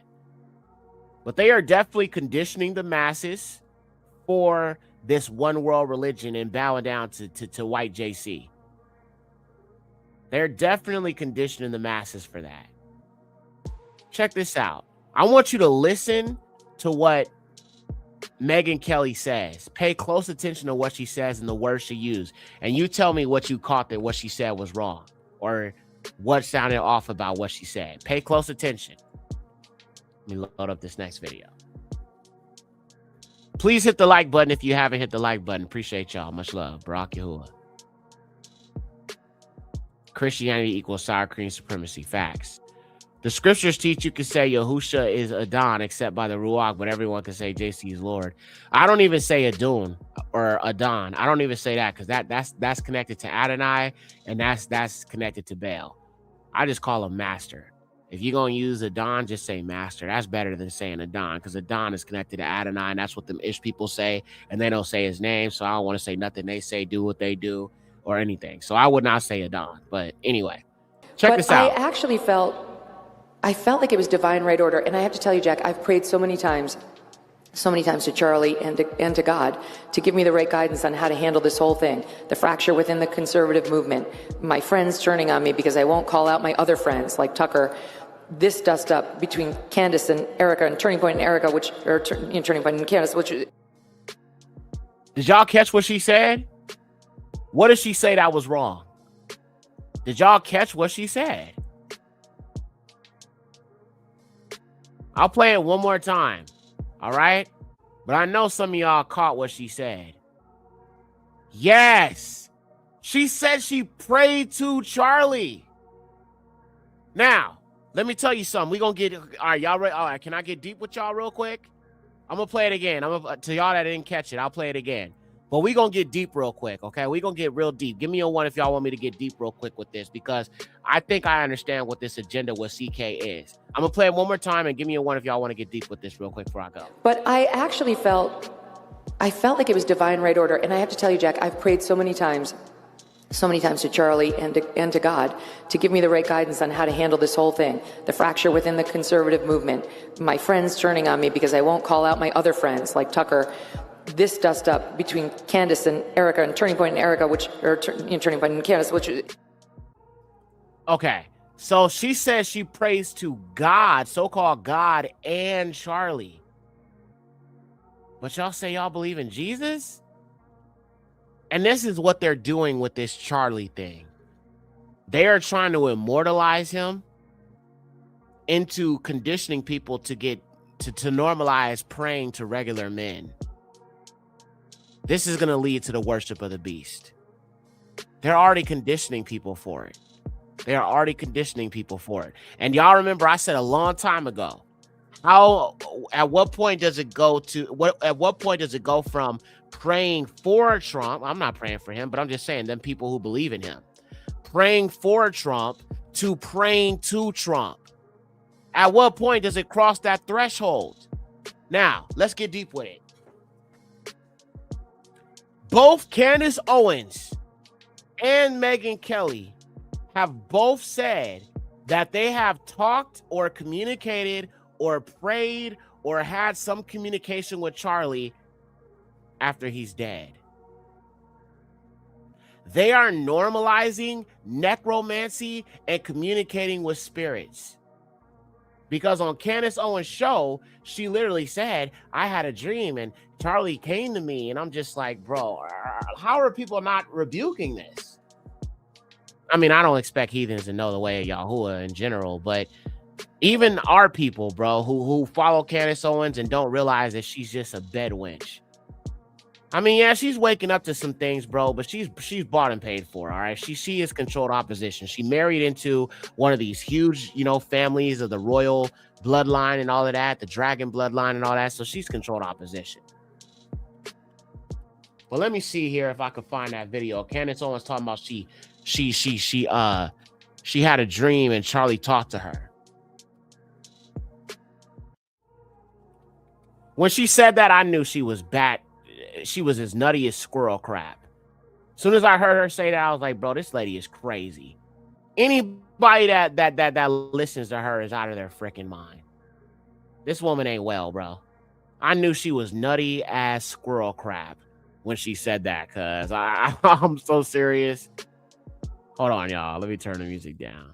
Okay, Barak Yahuwah. All right, I'm gonna go ahead and play all this video. This is from Twitter, and this is from her show where she literally says she talked to Charlie in a dream. And I was like, and then she went on her show and she said it almost like what she saw in the dream is some sort of gospel truth, like she was communicating with him in the spirit realm. And I'm like, yeah. All right, check this out.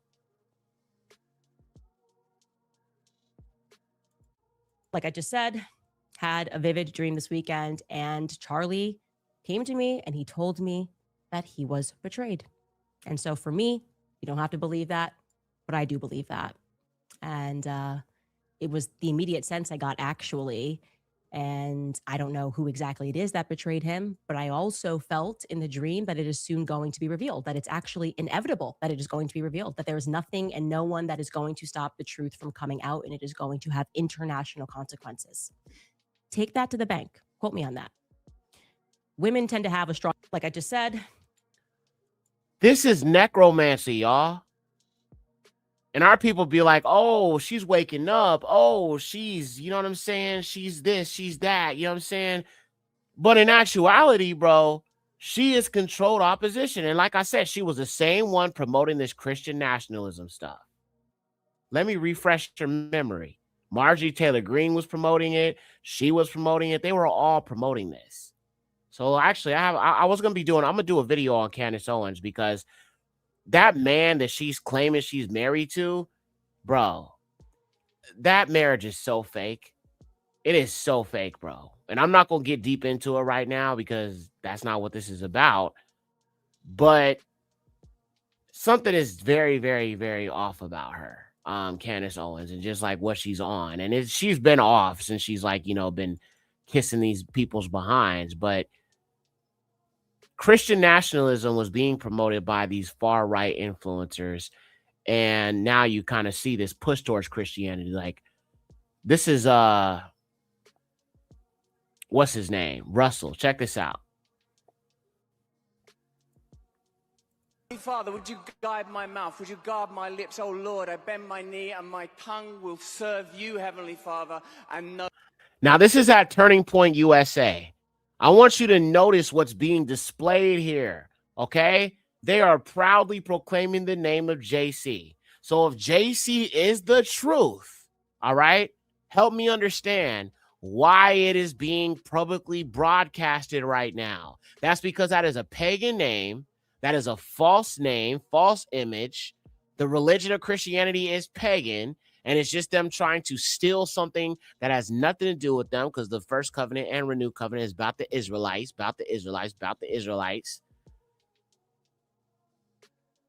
But this is being promoted at a political event. So you are seeing the blending. See, there was a separation of church and state is what they call it. But now you're seeing the blending of it. And this is what I call the Christian nationalism. All right. You're seeing it now being publicly on display. And to those of our people who think Christianity is the truth, they're eating that stuff. They're eating the cake. They're eating the cake, eating the cake, eating the cake, drinking the Kool-Aid, because they don't realize Christianity itself is part of the lie and the strong delusion. No other. Thank you, Lord, for your Son, Jesus Christ, who died that we may know eternal life, but may we know eternity here in this moment, Lord. There is no statute of limitations on love thy neighbor. The whole world is our neighbor. We were intended to be one family, Heavenly Father. You gave One your world life, religion, you gave y'all. your blood, and may the covenant of your blood cover us all. I pray, Father, for the eternal soul of Charlie Kirk. I thank you for his sacrifice. His sacrifice, bro. This is crazy, bro. They're praying to to who they call God. They praying to their devil, who's they praying to their dad. That's Satan. Like, is it if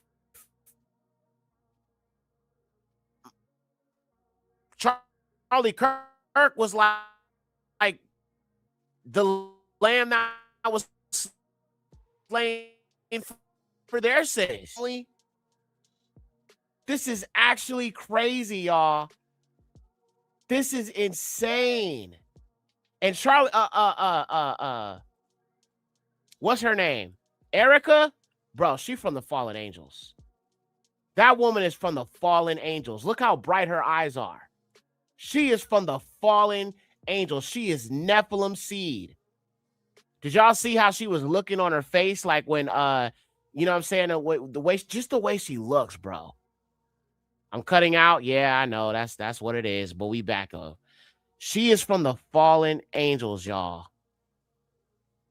Family, if the video cuts out, don't tell me. Just you know what I'm saying? It'll do what it does, and I'll come back. You know what I'm saying? Just don't worry about it. You know what I'm saying? It'll fix. But anyway, when I look at her, and I just look at how bright her eyes are and how she's like that Aryan embodiment and all of that, I'm like, bro, she's definitely from the fallen. Absolutely from the fallen. She just looks demonic to me. Absolutely demonic. Let me see if I can find this video of her real quick. Hold on. Got it right here. Just pay attention to just the way she looks, her facial expressions. She's just demonic, man. God, then I rest easy in knowing that He's sovereign, but He's just. And so let the Lord handle that. Demons. No, I do not. And don't you ever say I did. Look at him. We wrestle not with flesh and blood. Bro, these are demons. These are freaking demons, y'all. Hey, don't he look like, I don't know if y'all ever seen the movie The Mask, but he looks like the villain from that movie when he put the mask on and he got that Neanderthal face and all of that with the glowing eyes looking like a green Nephilim. You know what I'm saying? But yeah, this lady right here, bro, fallen angels for sure. I mean, her bright eyes, bro, is just very, very telling when you understand. It's like, it kind of reminds me of when they were asking her about Candace Owens and she just had this look. Let me see if I can find that video. It was like a town hall meeting or something.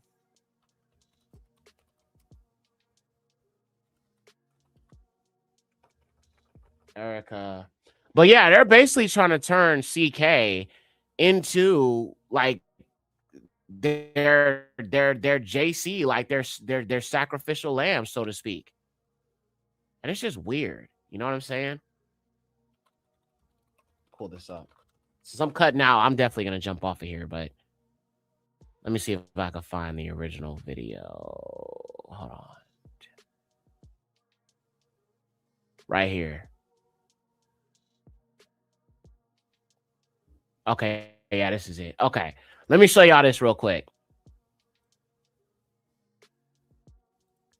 All right, I'm gonna jump over here to YouTube. I'm gonna watch this. I just want y'all to see when they start talking about this black woman and just the way her face looks when she mentions her. This is the hatred of Jacob. The podcaster Candace Owens, okay?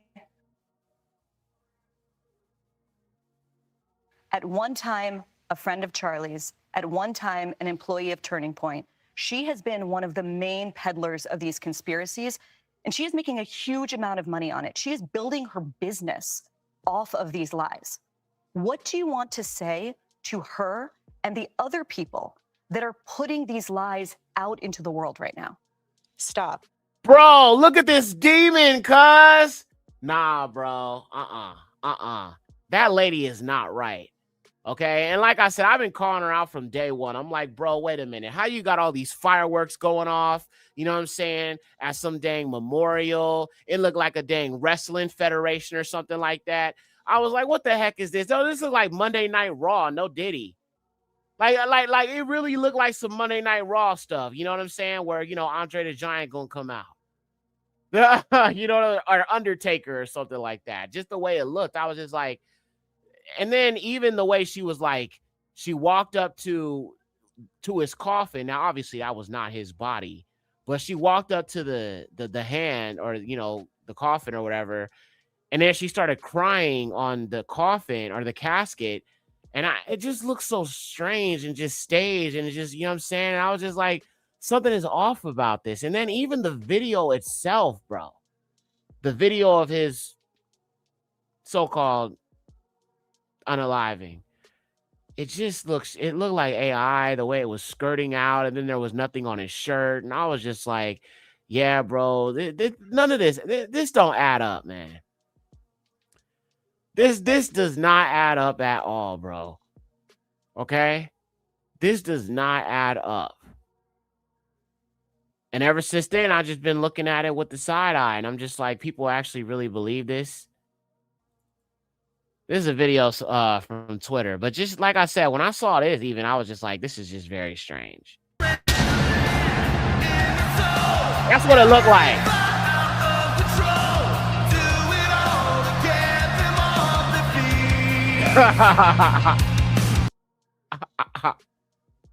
That's what it looked like, bro. It looked like a wrestling federation, bro. It looked like a freaking wrestling federation, bro.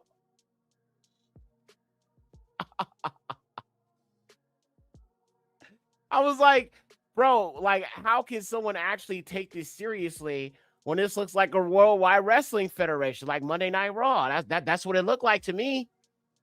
I'm like, who is actually buying this? Like, you can't actually be serious, bro. And let me show y'all this other thing. Somebody had posted this. I thought it was pretty funny, so I had to, you know what I'm saying, save it so I can show it to you guys. Hold on, let me pull it up here. But she's milking the hell out of this situation, obviously. And it's kind of strange, to be honest, because people are just now kind of catching on to this, right? Even though, you know, from the very beginning, everything about this was just off and it didn't make any sense. And, you know, it's like you're grieving, but then you go on stage and you're doing all these podcasts and you're smiling. And it was always off from the beginning, bro. It was always off from the beginning. But I'm going to show you guys this video that's pretty funny. Somebody posted it on social media. And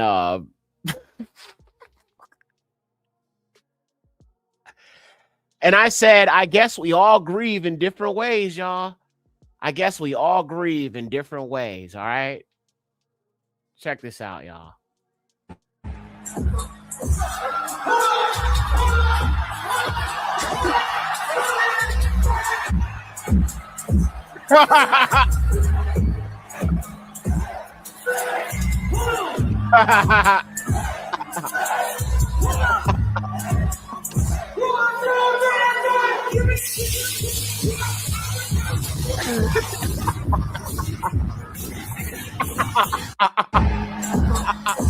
One more time.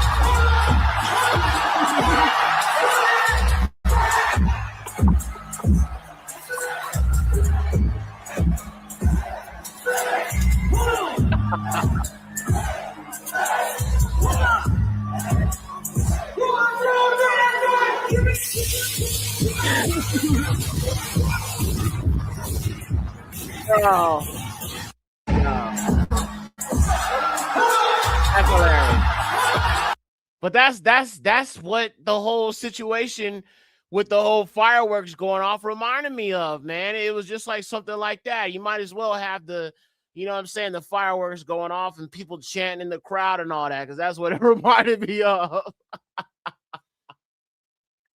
But I guess, hey, I guess we all grieve differently, right, family? I guess we all grieve differently, you know? I guess that's just how it goes, right? All right, y'all. Thank y'all again for joining. Wow, 3 hours. Actually, the teaching was a little shorter. The stream was a little shorter, but listen. Chances are that after this stream, well, actually, you know what? I'm not really sure what's gonna happen. Like last time YouTube had cut off my stream in the middle of the stream. I don't remember if it like kept that part in that it cut out.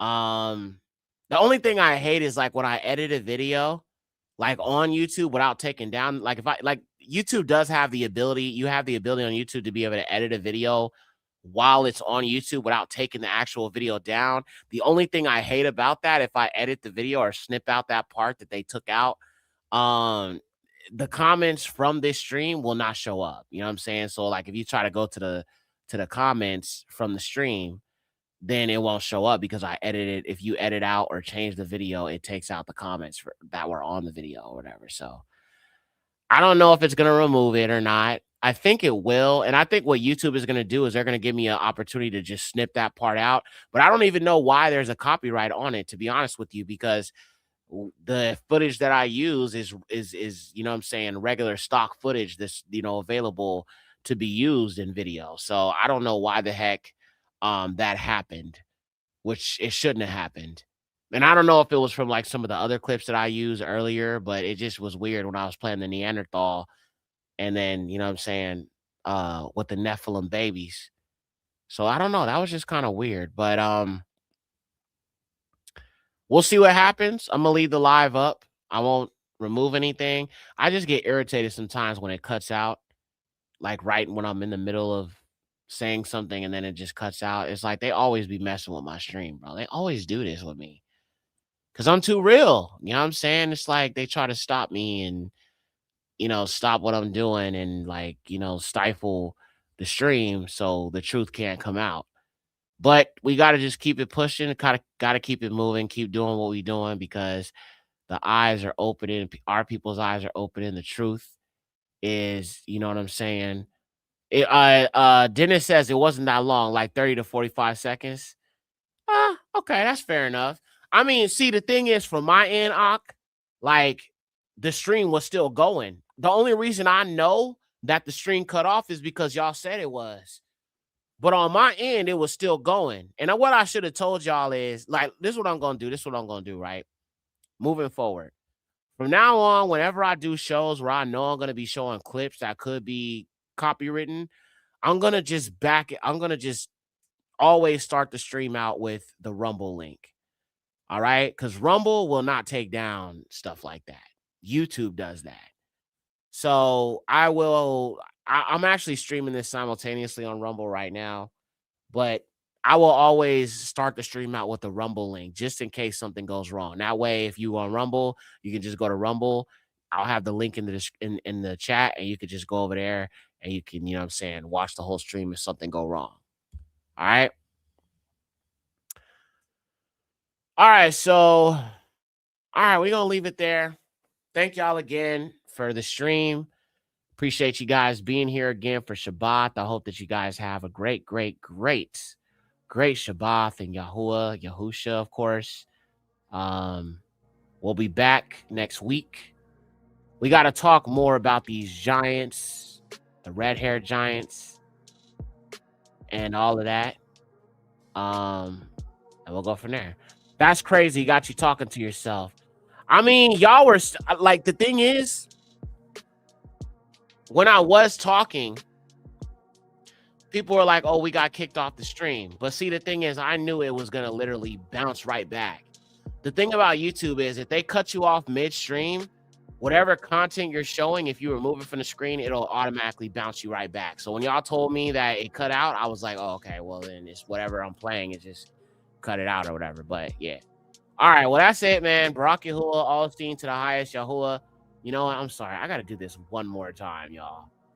This is so freaking hilarious. One more time, bro. One more time.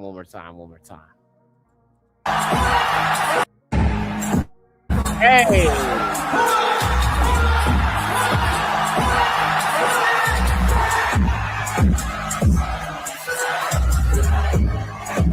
Hey.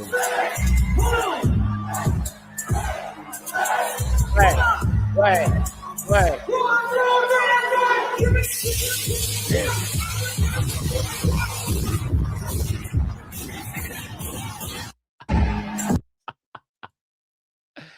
I mean, Erica Kirk, I mean, she just had that look like she know judgment is coming, like boom, boom, boom. Judgment on the heathen, like boom, boom, boom, boom.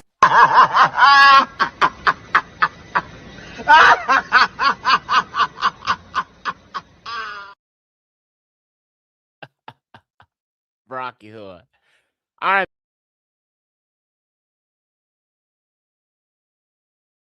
And until I see y'all again, Barak Yahuwah, all praises to the Most High, Yahuwah, Yahusha, Shabbath, Shalom, Barak, Hasham, Yahuwah, Alam. Salaki.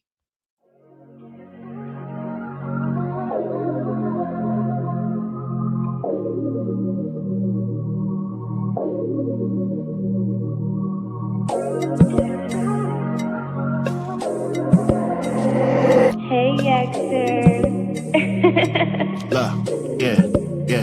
Yeah. Lift your hands up higher one time. You know the devil is a liar 2 times. And Yahusha the Messiah 3 times.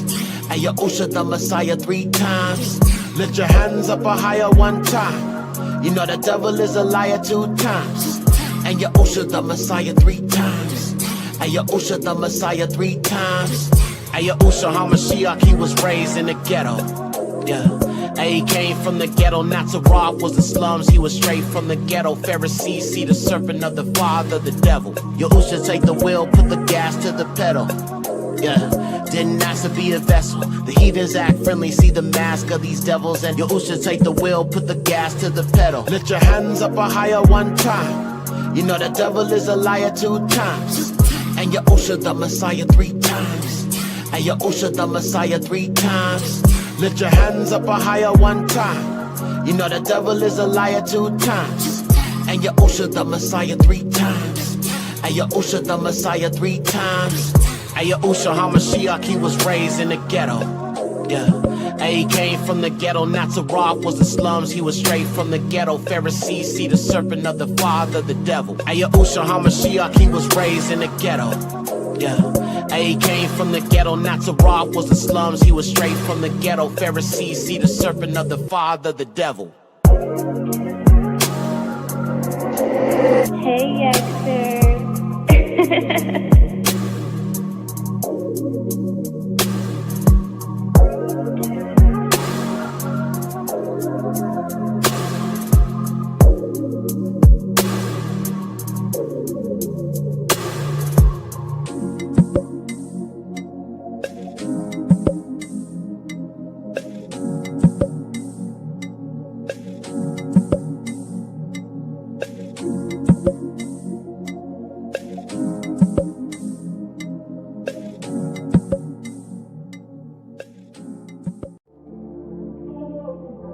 Thank you for watching. Don't forget you can support this channel by Cash App, $Malkaya Music. Also be sure to check out the Patreon for uncensored documentaries, films, deep dives, and much more content that you won't find here on YouTube. Check out the merch store for the latest strip. And let me not forget to say, if you haven't already, subscribe and hit that like button and tap in with us. All praises to the Most High, Yahuwah, the highest. Shalom.